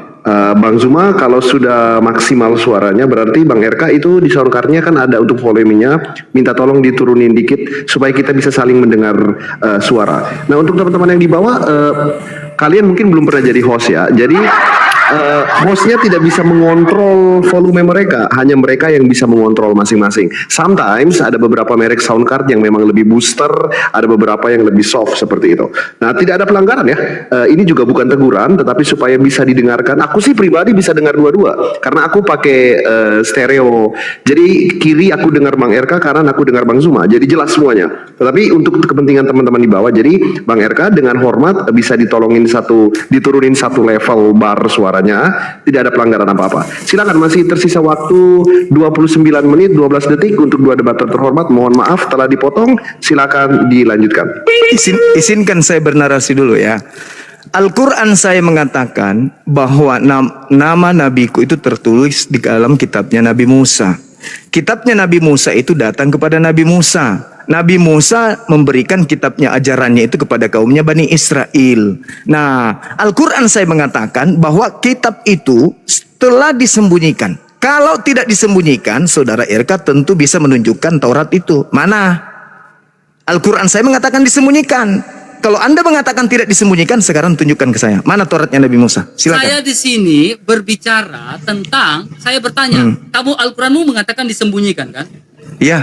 Adakah bukti ya sehingga tidak terkesan subjektif, bukti objektif bahwa pembuktian bahwa Al-Quran itu betul, bahwa itu disembunyikan. Saya minta. Kalau tidak disembunyikan, kalau disembunyikan kan Saya tidak ada minta tuh. bukti yang objektif, bukan Oke, subjektif. Bukti yang jawab. objektif bahwa, Iya, saya dengar jawab. baik-baik pertanyaan saya. Ya, Bukti yang objektif bahwa Tauratnya Nabi Musa itu disembunyikan. Saya minta nah, oke. data yang betul-betul valid. Al-Quran saya mengatakan bahwa disembunyikan. Yang objektif bukan subjektif. Saya nggak minta yang subjektif, saya minta objektif. Berarti disembunyikan. Saya minta data yang objektif. Bisa bukan nggak saya subjektif. ngomong Kalau dulu? kamu mengatakan subjektif, Boleh berarti nggak saya itu ngomong? terkesan bahwa inilah iman saya. Nggak bisa Boleh nggak seperti saya itu. ngomong? Boleh nggak Diskusi saya di ngomong? sini adalah objektif. Boleh nggak saya ngomong? Ini tiktokan loh. Coba. Tapi jawab kalau TikTok. TikTokan Anda terus yang bicara gitu. Silakan jawab Anda dong. bicara sampai 20 menit, silakan. Silakan Anda tanya, yang objektif yang mana? Saya minta data yang objektif. Jadi Al-Quran saya mengatakan disembunyikan. Kalau disembunyikan itu saudara RK berarti nggak ada. Kalau Al-Quran saya salah berarti ada kitab itu. Saya tidak bilang Al-Quran kamu salah, tetapi Astagfirullahaladzim. saya hanya meminta pembuktian data yang objektif bahwa memang pernyataan dari Al-Quran itu betul disembunyikan. Nah, kalau tidak disembunyikan mana? Yang Anda sendiri mengatakan itu sembunyikan kan? Kalau tidak disembunyikan, lalu mana kitab Tauratnya Musa mana? Anda kan Tunjukkan. kitab Anda yang mengatakan itu sembunyikan dan itu Disembunyikan. subjektif. Saya minta yang objektif. Kalau disembunyikan itu RK, nampak atau tidak yang nampak? objektif dong. Saya minta. Kalau disembunyikan itu, saudara, kalau disembunyikan itu, betul. hal yang disembunyikan itu RK berarti nggak ada terlihat. Saya ingin disembunyikan tahun berapa Taurat? Lucu orang ini. Yang Disembunyikan saya lucu, itu kita disembunyikan berarti tahun berapa? bagaimana Supaya tidak ceritanya terkesan Anda subjektif. minta saya menunjukkan sesuatu yang disembunyikan? Kan lucu ente ini. Anda tahu dari mana itu disembunyikan? Karena tidak ada. Tidak ada. Iya, mana Tidak ada Tauratnya dari Musa? mana? Tunjukkan ke Tidak saya ada Tauratnya dari Musa. mana Juma? Iya, mana? Sebenarnya Tunjukkan, Bang Juma tunjukkan udah saya. blunder di sini. Tunjukkan kalau kepada bilang saya tidak ada, Tauratnya Anda Nabi mengatakan- Musa. Silakan kau tunjukkan kepada saya kitabnya Nabi Musa. Gini, Mana? Bang Juma Mana? perhatikan, dengar baik-baik. Sini kita main nalar dan logika, ya. Iya, mana nalar kitabnya dan Nabi logika Musa? kita ini. Mana? Nggak usah berlogika. Tunjukkan aja, tunjukkan sekarang kitabnya Nabi Musa. Kepada saya, sabar. Anda Tunjukkan bertanya kepada saya. sekarang kepada Anda saya menggunakan kitabnya data dalam Nabi Taurat. Musa. Biar Ketika Al-Quran Anda saya bertanya ini data dalam Taurat, tidak Anda benar. menggunakan kitab Taurat. Al-Quran Saat ini saya Anda mengatakan kitab Taurat mengatakan. itu disembunyikan. Padahal Nah, tadi kalau Anda tidak menggunakan disembunyikan kitab berarti kau Taurat. bisa menunjukkan. Tadi Anda Bisa nggak menggunakan kamu kitab tunjukkan? Taurat. Pertanyaan Sekarang saya, Anda bisa nggak kamu mengatakan tunjukkan? Kitab Taurat disembunyikan. Kan ini sudah Bisa tidak falasi. kamu tunjukkan kitab Tauratnya? Data di awal kamu mengatakan kamu menggunakan data Taurat. Tapi sekarang saya tanya Al-Araf 157. Lima talbisun al-haqqa bil batil. Nih dalilnya nih. Anda mengatakan Ya ahlal disembunyikan. kitab lima talbisun al-haqqa Iya. bil batil wa Padahal taktumul haqqa tadi wa Anda antum menggunakan ta'lamun. Taurat. Nih dalilnya nih. Anda rajin menggunakan Taurat dari tadi. Tapi sekarang saya tanya Al-Araf 157, Anda bilang disembunyikan. Ini Al-Quran saya mengatakan Berarti nih, ya ahlal pernyataan kitab Anda lima dari talbisun awal al-haqqa bil itu batil wa sudah taktumul haqqa wa antum kontradiksi. ta'lamun. Saya sudah Penganut buktikan. Taurat mencampur Anda boleh adukan menggunakan kemudian Taurat kebenaran untuk dan memakai, kebatilan. Untuk bertanya kepada saya. Dan Sah-sah kamu saja. Tapi menyembunyikan giliran saya tanya tentang kebenaran Al-Araf, padahal kamu Anda mengetahui nih. disembunyikan. Al-Quran saya mengatakan itu.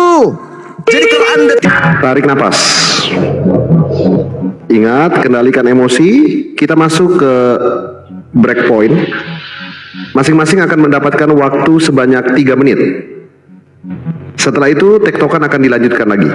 Breakpoint ini diadakan ketika benang merah sudah mulai berserabut ya. Jadi Bang Zuma akan dapat 3 menit, Bang RK akan dapat 3 menit. Setelah itu, tektokan dilanjutkan. Sejauh ini belum ada pelanggaran yang berarti. Ingat teman-teman yang di bawah, bel itu berbunyi kalau ada pelanggaran yang benar-benar tendensius. Kalau yang belum tendensius tidak akan berbunyi. Itu ya nggak seru juga debatnya. Kalau salah kata dikit langsung bel berbunyi itu nggak bagus teman-teman. Hanya yang benar-benar tendensius baru bel berbunyi. Ya, jadi kita akan masuk ke breakpoint. Manfaatkan baik-baik. Masing-masing akan mendapatkan 3 menit. Hanya 1 kali putaran. Setelah itu akan dilanjutkan lagi debat tektokan profesional kalian, dimulai dari debater muslim lalu ke debater Kristen. Silakan.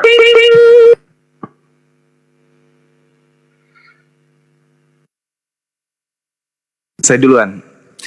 Tema ini diangkat karena RK merasa hebat bisa menjelaskan siapa Kristus yang lahir dan siapa Kristus yang nanti jadi Kristus setelah keluar dari kubur.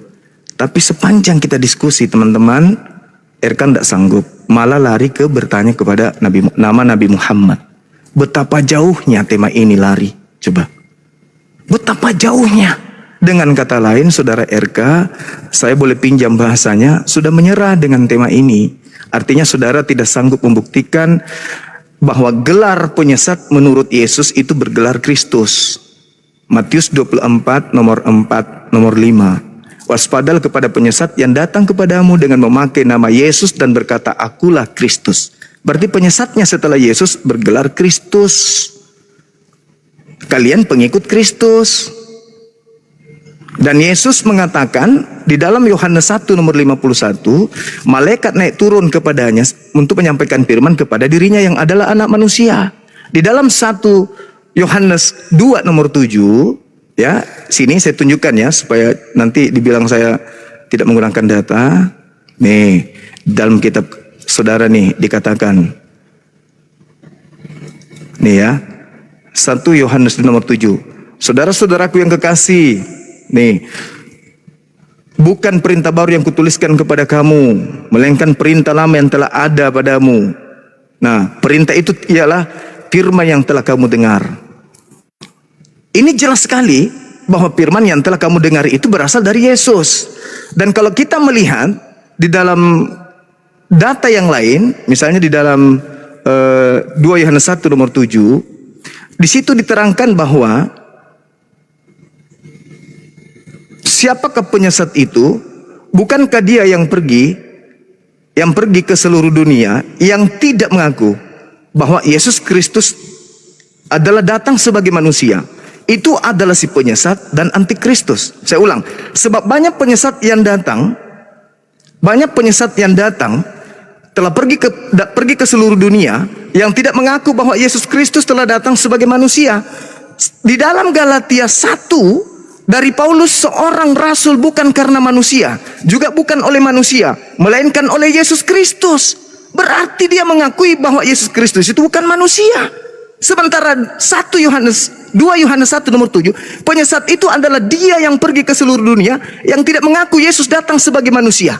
Nah, siapa yang tidak mengaku Yesus datang sebagai manusia? Nih, Galatia 1 nomor 1 nih, dia mengatakan bahwa Yesus Kristus datang bukan sebagai manusia.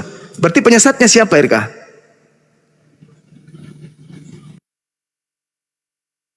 Oke, terima kasih. Ya. Bang Juma mengatakan Matius 24 ayat yang keempat kan? Ya kan? Saya ikut pertanyaan dari host yang punya room ini. Kita tidak sedang bahas tentang Mesias. Saya ikutin host saja. Kita tidak sedang bahas tentang Mesias. Kita sedang bahas tentang Kristus. Ya, bagaimana saya membuktikan bahwa Mesias Yesus adalah Kristus? Inilah Yesus Kristus, anak Daud, anak Abraham. Korelasinya di mana? Suka 52, Mesias ben Daud. Saya membuktikan. Kemudian, ya, memperanakan Yusuf, disebut Kristus. Karena memang Kristus harus diperanakan dari keturunan Daud. Ya, ataukah Bang Juma, pertanyaan saya Bang Juma. Ataukah Bang Juma, ya, bisa memberikan sebuah pernyataan, ya, bahwa Kristus itu bukan dari keturunan Daud? Saya minta pertanyaan bahwa Kristus bukan dari keturunan Daud. Karena Yesus adalah Kristus, dia dari keturunan Daud, dikorelasi dengan Sukah 52 ayat 6. Ya, kemudian kita lihat lagi, ya. Banyak nih, ya. Lukas 2 ayat 11, malaikat sendiri yang ngomong, Kristus, Tuhan, di kota Daud, karena memang dari Mesias, Kristus ben Daud, harus dari Daud. Kemudian mana lagi? Mengatakan bahwa ia adalah Kristus, yaitu Raja. Kalau berbicara Kristus adalah Raja, berarti sama seperti yang dikatakan dalam Targum Jonathan. Bahwa Kristus adalah Raja, King. Ya, nih, King disebut sebagai King. Sebagai Raja nih. Ya, Kejadian 3 ayat 15. Ya. Nih, sebagai Raja, saya tunjukkan datanya. sebagai raja. Ayat 15. Nih, sebagai raja, king. The king. Ya. Saya korelasikan semua lagi, buktikan bahwa Yesus adalah Kristus. Seorang dari penjahat yang digantung menghujat, bukankah engkau adalah Kristus? Penjahat saja mengakui dia adalah Kristus. Ya. Bahkan salah satunya bilang, ingatlah aku jika engkau datang sebagai raja. Karena Kristus adalah raja. Ya. Kemudian kita lihat lagi, ya. Kristus disebut sebagai anak Allah. Markus 1 ayat 1. Yesus disebut Kristus karena dia adalah anak Allah. Ya. Maka dari itu malaikat mempertegas. Dia adalah juru selamat, adalah Kristus. Ya, Bang Juma.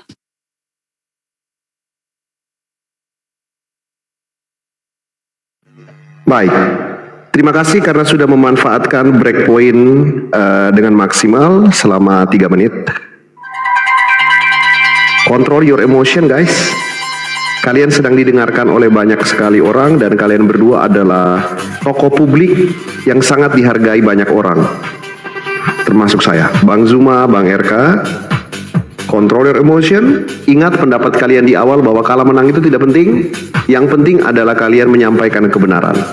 Dan juga untuk teman-teman lain, kalah menang di room ini adalah versi Superboy, tidak menunjukkan siapa yang paling pintar, siapa yang paling bodoh. Tapi tentunya teman-teman di bawah juga memiliki penilaian tersendiri. Boleh. Kita akan lanjut dengan sisa 21 menit 12 detik ini. Aku akan lebih ketat lagi. Perhatikan narasi kalian. Karena kalian yang datang pada saya untuk meminta room ini diadakan, jadi manfaatkan ini secara profesional mungkin. Saya salut karena ini panjang. Saya pikir dari awal nanti sudah selesai, ternyata ini masih panjang gitu. Tahan, fokus. Bang Zuma, Bang RK, fokus. Jika ada pertanyaan satu persatu, ingat data dulu baru narasi. Data dulu baru narasi. Timer akan saya hentikan dan setelah itu kalian berdua langsung lanjut. Selamat malam 18 ribuan orang yang ada di bawah dan ribuan orang lainnya yang sedang mendengarkan di YouTube, di aplikasi manapun sekarang. Selamat malam. Kita semua terhormat bisa mendengarkan ilmu-ilmu yang disampaikan oleh Bang RK dan oleh Bang Zuma.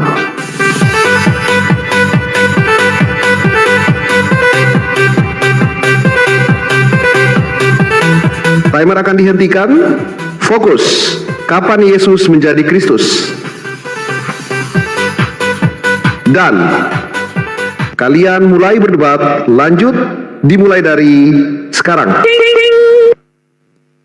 Cuma Nih, tak kasih data dulu. Nih, tak kasih data. Kamu tadi, ya. Saya kasih data dulu. Saya kasih data. Data saya. Nih. 4 data. Bahkan Saya sanggah data datamu. Oke, Saya sanggah datamu. Saya sanggah datamu. Saya sanggah datamu. Nih, lihat. Mana yang? Oke. Nih, lihat nih. Matius 24 nomor 5. Ini ada kata Mesias kan? Nih, kata Mesias yang kamu katakan, kita lagi membahas Kristus. Nah, kita lihat. Apa ini Mesias? Nih, kita jadi anak TK jadinya kan? Nih, Kristus kawan.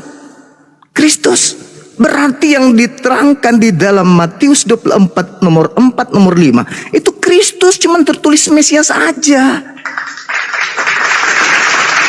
Kenapa harus dipersulit sih? Kan ini kita sedang memberikan edukasi, bukan kalah menang. Yang kita butuhkan di sini adalah bagaimana kita mencerahkan orang yang ada di bawah. Jadi yang dimaksud dalam Matius 24 ini nomor 4, waspadalah supaya jangan ada orang yang menyesatkan kamu. Sebab banyak orang yang akan datang dengan memakai namaku dan berkata, akulah Kristus. Mereka akan menyesatkan banyak orang.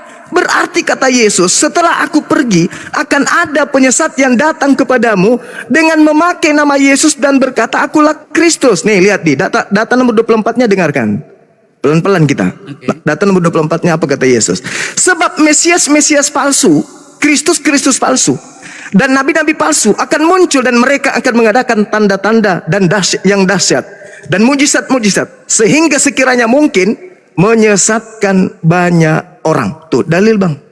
Tuh dalil Matius 24. Ya. Nah pertanyaan saya, tadi kan ada di dalam Kisah Para Rasul 2 nomor 36. Yang kalian salibkan itu yang mengalami kematian, yang ditinggal di alam kubur 3 hari 3 malam itu, telah dijadikan Kristus untuk kalian, wahai orang-orang yang menyalibnya. Sedangkan Kristus yang lahir itu sudah jadi Kristus bagi orang Yahudi. Hari ini telah lahir bagimu Kristus di kota Daud. Untuk siapa? Bani Israel. Sedangkan yang di dalam Matius tadi, yang kita bahas tadi itu jelas sekali bahwasanya dia nanti menjadi Kristus. Oke, saya tanya, Kristus yang memberitakan Injil yang lain itu indikasinya apa saja, silakan. Oke, kalau Anda membaca Galatia 1, sorry ya, saya hanya menanggapi. Saya tanya Anda- indikasi dengan kontekstual. Oke, baik. Saya buka data dulu, nanti kena tegur kita. Nah, gini, coba kau lihat nih, teman-teman. Galatia 1, kita ambil data nomor 15-nya ya. Nih. Kita apa kata Paulus? Tetapi waktu ia yang telah memilih aku sejak dalam kandungan ibuku, manggil aku oleh kasih karunia-Nya, berkenan menyatakan anaknya di dalam aku, supaya aku memberitakan Berarti dia. Yesus yang adalah Kristus, yang adalah Mesias, anak Allah, anak Maria, betul? Tunggu dulu, sabar dulu. Enggak, saya tanya, apakah yang kau bilang Yesus adalah Kristus, Mesias adalah anak Maria, betul? Kau terima itu? Paulus Kau mengatakan dia enggak, saya tanya, apakah kau Jangan terima? emosi. Apakah kau enggak, saya enggak Santai. emosi. Apakah Santai. kau yakin bahwa Yesus anak Maria itu adalah Mesias, adalah Kristus? Ya, tapi bukan itu yang datang Ya, kepada dia Paulus. sudah mengakui. Tapi bukan itu yang Udah, datang kamu kepada sudah Paulus. mengakui itu, teman. Bukan itu yang Ya, datang kamu kepada enggak, Paulus. Saya kamu buktikan, udah saya buktikan. mengakui itu. Selesai. Iya. Saya sudah akui. Saya akui dari awal, Selesai. saya akui Yesus.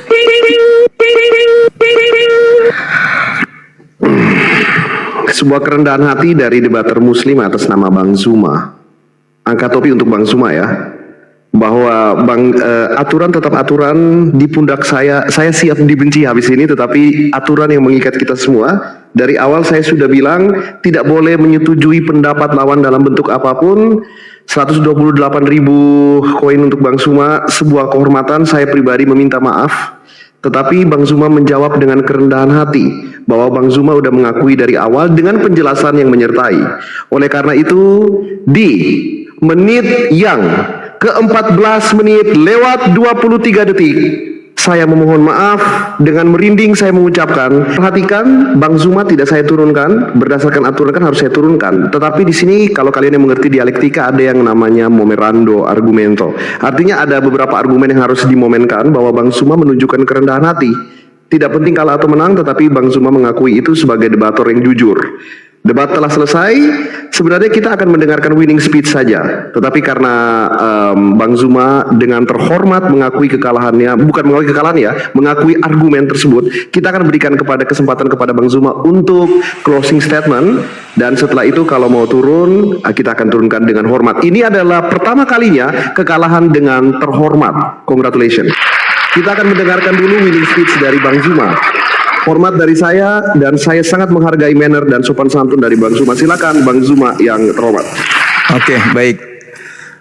Jadi saya boleh kalah ya, tapi kebenaran itu tepat hak.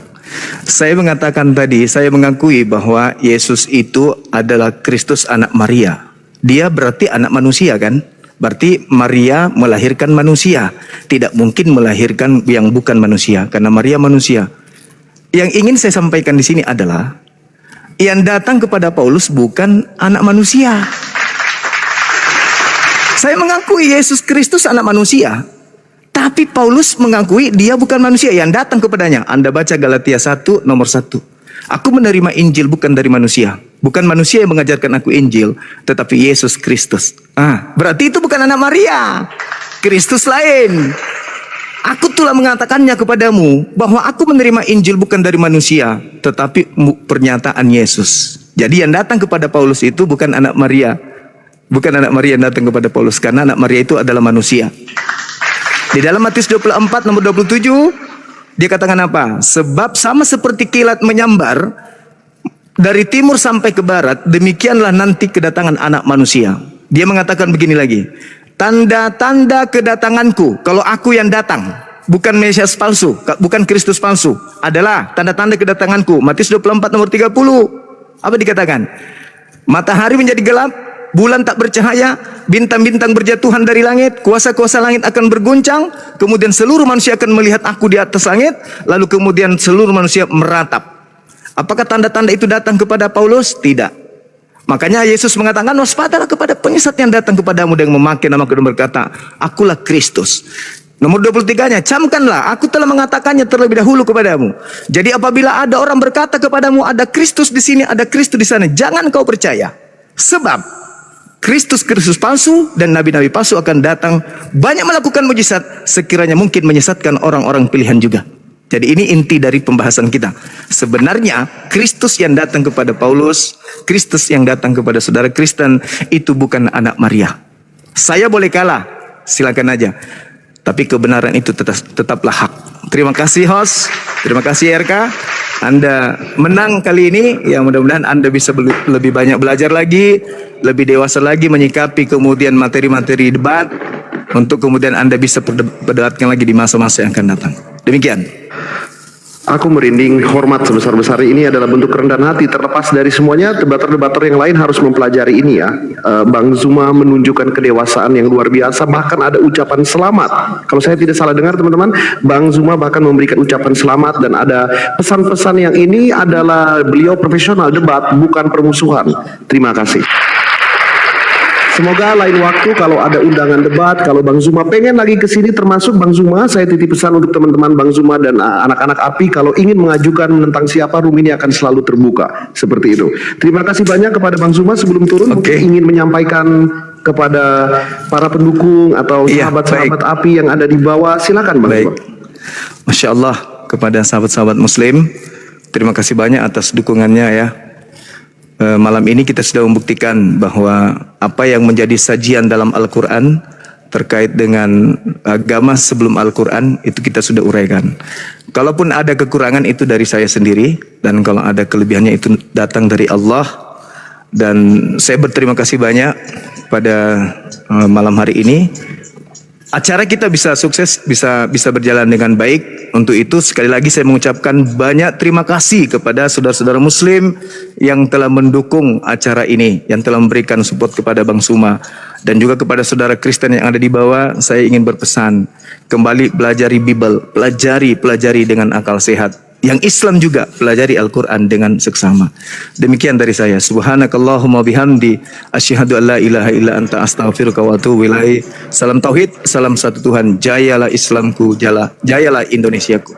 Assalamualaikum warahmatullahi wabarakatuh. Selamat malam saudara RK dan juga Superboy. Thank you. Kamu adalah teman yang baik. Terima kasih banyak kepada Bang Zuma. Siap. Kata Bang Zuma ya. Ya, Luar sama-sama. biasa kalian berdua. Luar Saya boleh biasa. pamit? Terima kasih. Silakan rayakan kemenangan. Semangat terus. Baik. Ayo.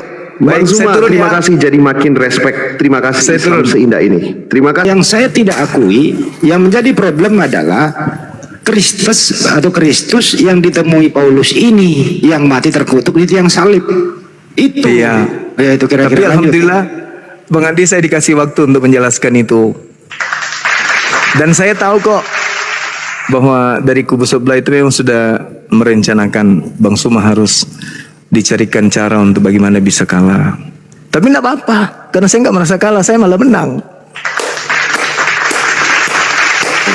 Takbir. Karena berlama-lama juga di situ buat apa coba? Ya kan ya? Materinya kan Kristus. Dari awal tadi sebenarnya saya sudah mumet itu. Dari awal sudah mumet. Sebenarnya apa sih RK ini? Harusnya dia membantah dan dia menyelaraskan antara Kristus yang lahir di kota Daud dengan Kristus yang dilantik setelah disalib. Ada nggak teman-teman melihat kalau RK menyelaraskan itu? Atau dia berkesan lari dari sana? Lari. Dia lari ke Nabi Musa. Lari poinnya. Lari. Bahkan sampai ke Al-Quran. Sampai ke Taurat. Sampai ke Injil larinya. Betapa menyeramkan tema itu. Lari sekencang-kencangnya. Bunda Mila, syukran Bunda Mila, pengikut kali tadi. Saya Masya sampai Allah. gemeteran. Masya Allah, hebat. Menang kalah nomor 2. Yang penting message kita tuh sudah nyampe. Pesan-pesan kita Iya. tuh udah nyampe. Betul Bunda, betul. Itu dia masalahnya itu di situ. Jadi pesan yang muncul, keadaan yang muncul adalah RK berlari sekencang-kencangnya meninggalkan Kisah Para Rasul 2 nomor 36. Ya. Dia lari. Harusnya kan ketika dia mengatakan bahwasanya Yesus itu adalah Kristus di dalam kitabnya ini, dia selaraskan kemudian, syukran Sain. Dia selaraskan kemudian dengan apa? Dengan Kisah Para Rasul 2 nomor 36 itu. Saudara-saudara ingat gak sahabat-sahabat? Ketika dia mengatakan bahwa yang mati, yang dagingnya tidak mengalami kematian, dan dia tidak ditinggal dalam alam kubur, Yesus Barabas. Ingat? Iya ada. Yesus Ada dia mengatakan itu kan? Iya ada. Iya, dia katakan itu adalah Yesus Barabas. Padahal Yesus Barabas itu adalah penjahat nasionalis. Tetapi kenapa dikatakan bahwa dia dinaikkan oleh tangan kanan Allah? Jadi Yesus Barabas dengan kata lain, si RK akui dialah yang terangkat ke langit. Yesus Barabas ini, alamak. Kacau. Masya Allah. Tutpuri barakallahu fik. Yang ada di YouTube teman-teman semuanya yang menyaksikan ini. Gila nggak tuh? Dia mengakui Yesus Barabas yang terangkat ke langit. Hai. Lalu yang membusuk adalah Yesus yang keluar dari kubur. Tapi apesnya yang keluar dari kubur itu, di dalam data 36 itu, orang Israel harus tahu bahwa Yesus yang kau salibkan itu telah dijadikan menjadi Tuhan dan Kristus untukmu. Padahal dia sudah Kristus dari zaman bahla. Pas lahir dia sudah Kristus. Malah argumentasi saya diperkuat sama si RK. Oh, dia bukan hanya lahir saja. Pada zaman kitab Kejadian 3 nomor 15 POM itu sudah membahas tentang Yesus Kristus katanya. Ingat gak teman-teman? Ketika saya minta dia menerjemahkan Targum Yonatan Kejadian 3 nomor 15. Ingat gak? Ada dia tunjukkan terjemahan itu? Tidak sama sekali. Ada dia suruh saya baca tulisan Ibrani? Tidak lagi, kapok. Kapok disuruh baca balik. Aduh RK, ini kualitasnya ini. Kualitasnya tinggal Edi ya. Kita target Edis lagi, kita target nanti. Masya Allah. Jadi saya kira begitu, sahabat-sahabat sekalian. Kemenangan yang diberikan oleh host kepada saudara, kan beliau juga Kristen itu hostnya. Ya, itu yang saya mau bilang. Iya. Jadi kita ikhlaskan. ada nggak fairnya. Lagian juga kita tidak dapat apa-apa kok dikatakan menang. Itu kita tidak butuhkan. Yang kita butuhkan adalah pesan akurat dari Al-Quran dan dari Bible tentang keadaan mereka. Pertanyaan saya tadi, ingat ketika dia kelabakan, menurut Yesus, apa gelar penyesat yang muncul setelahnya? Antikristus katanya. Kristus katanya. Lari kemana-mana. Antikristus. Gila, benar-benar. Dia lari ke 1 Yohanes 2. 1 Yohanes 2. Bukan. 2 Yohanes 1 nomor 18-19. Dia lari ke sana. Terjebak. Memang dia antikristus itu benar berasal dari tengah-tengah kita. Berarti dari tengah merekanya. Gila. Yang kedua Banyuma, dia protes kata Mesias, nggak ngerti arti Mesias. Lucu kan? Pertanyaan apa itu? Iya. Saya ditanya apa arti Mesias, coba. Maksudnya apa pertanyaan kayak gitu? La haula wala quwata illa billah. Terlalu percaya diri, dan RK ini terlalu sesumbar mengatakan mau lawan saya dengan tema itu. Dia mau mundur, malu sama netizennya. Terpaksa dia iakan, tapi sudah diatur di belakang. Saya yakin sudah diatur, nanti ada salah gini. Harus pokoknya menangkan. Apapun yang terjadi harus menangkan. Itu sudah diatur itu. Kentara kali kok. Kentara sekali. Masa gara-gara begitu aja pelanggaran? Masya Allah. Saudara Jack, barakallahu fiik. Jadi entar dulu. Jadi pelanggaran yang diberikan kepada Bang Juma Kala, Lukas 2 nomor 11. Semua orang, kalau orang berilmu berakal, mau beriman apapun itu, apalagi kita muslim, mengiyakan itu bahwa Bunda Maria melahirkan Mesias yang diurapi oleh Sang Pencipta. Semua orang setuju itu. Yang tidak setuju adalah siapa Mesias palsu, siapa Kristus palsu ini yang keluar, yang mati terkutuk, yang keluar dari kubur. Itu mestinya.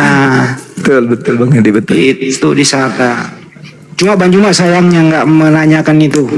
Sebenarnya Yang siapakah yang mati Kristus siapa yang mati terkutuk di tiang salib yang Anda tuhankan? Anak Maria kah atau atau Kristus palsu? Itu tadi Banyuma, sayang banget ditanya sama si RK itu. Banyuma.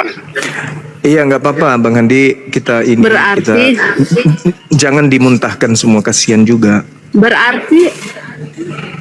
Berarti Gurunda yang dia nilai itu tentang tadi kan tegurannya itu ketika Gurunda nggak menyebutkan ayat ya. Serasa nggak penting ya yang dianggap pelanggaran itu nggak penting kali. Yang kedua, Gara-gara ya, nggak itu nyebut lebih- ayat. Yang kedua adalah debat intelektual akademis seperti ini tidak perlu menampilkan data kalau membaca data, kecuali data itu dicurigai baru ditampilkan.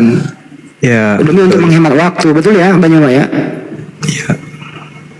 Tapi mereka ini seperti anak SD, ini loh datanya, artinya dia ngerti data kalau nggak Iya, itu ditampilkan. makanya gitu loh. saya kan paling ribet dari dulu tuh nggak suka nunjukin data kayak gitu. Itu ribet dan itu mengganggu konsentrasi saya. Justru menunjukkan data itu mengganggu konsentrasi saya, membuat otak saya beku. Kenapa? Karena mata saya sekarang yang bekerja tuh. Saya orangnya gitu. Mata saya yang bekerja nih sekarang nih, bukan otak saya nih. Jadi apa yang dilihat mata saya itu yang disebutkan mulut saya. Harusnya yang bekerja, kalau Bang Suma nih dari dulu ya, otak saya dengan mulut yang bekerja, bukan mata dengan mulut. Jadinya ya kayak gitulah, tapi nggak apa-apa. Nggak apa-apa. Tidak masalah. Menunjukkan data Izin itu Bang Handi, kenapa didiemin dia ngomong terus begitu caranya? Nggak dikasih kesempatan lawan bicara kayak tadi Bang Zuma mau jawab ini. Ya dia memang ngoceh, dia terus- gitu, Bunda. Nah, memang itu. gitu dia. Si RK itu memang kayak gitu. Jadi kalau diskusi akademik itu atau debat akademik, ingat dulu Kang Dio adalah bahwa yang bekerja itu ya benar kata Banyuma, otak melalui proses otak keluar dari mulut. Iya betul. Gitu. Nggak bisa saya kalau baca-baca Ya. data kayak gitu tuh. Kalau data itu bagian daripada administrasi begitu ya. Kecuali data itu dicurigai baru ditampilkan. Tapi semua ini kan bukan pelajaran SD. Ini bukan pelajaran Waalaikumsalam warahmatullahi wabarakatuh. Ini bukan debat SD. Tonnya juga, Ini tonnya juga debat. kalah Gurunda. Suara Bang Zuma mendem. Aduh ya Allah. Ya itulah saya lagi mencari songkat, Bun. Yang bagus saya udah tanya sama teman tapi belum ada jawabannya. Kalau Cari saya songkat yang berpendapat- besar yang suaranya. Iya. Izin Nanti Bang saya- Andi, gimana, Kang? bentar dikit. Kalau saya ke situ saya bisa besarin Banyuma. Sebenarnya yang ada Bisa. itu bisa itu. Bisa. Udah full semua. Jangan pakai Bang HP, Andi. pakai laptop. Pakai laptop masuk TikTok. Pasti gede. Oh gitu. Iya. Jadi Itu saya mereka tidak pakai PC HP. itu, pakai PC. Oh, Cobalah teman-teman kalau di Makassar bisa bantuin Bang Zuma. iya betul. Ntar nanti Banyuma kan ke Jakarta nanti. Iya, diajarin. Izin Bang Andi. Ya silakan ta. Ya, Assalamualaikum warahmatullahi wabarakatuh. Waalaikumsalam. Satu kebanggaan Gurunda itu telah memaparkan sangat luar biasa. Satu yang saya sangat sayangkan tadi, bahwa pelanggaran yang ditujukan kepada Gurunda itu tentang pengakuan tentang itu menurut saya itu tidak sangat relevan. Karena Iya. kenapa? Itu tertulis. Ya, kecuali kalau argumen-argumen yang lain daripada tidak ada di data, kemudian Bang Suma mengiyakan, itu masuk pelanggaran. Tapi masa Bang Suma mau mengakui, menantang bahwa tidak ada kalau itu tertulis? Masalah itu bahwa itu Mesias. Jadi itu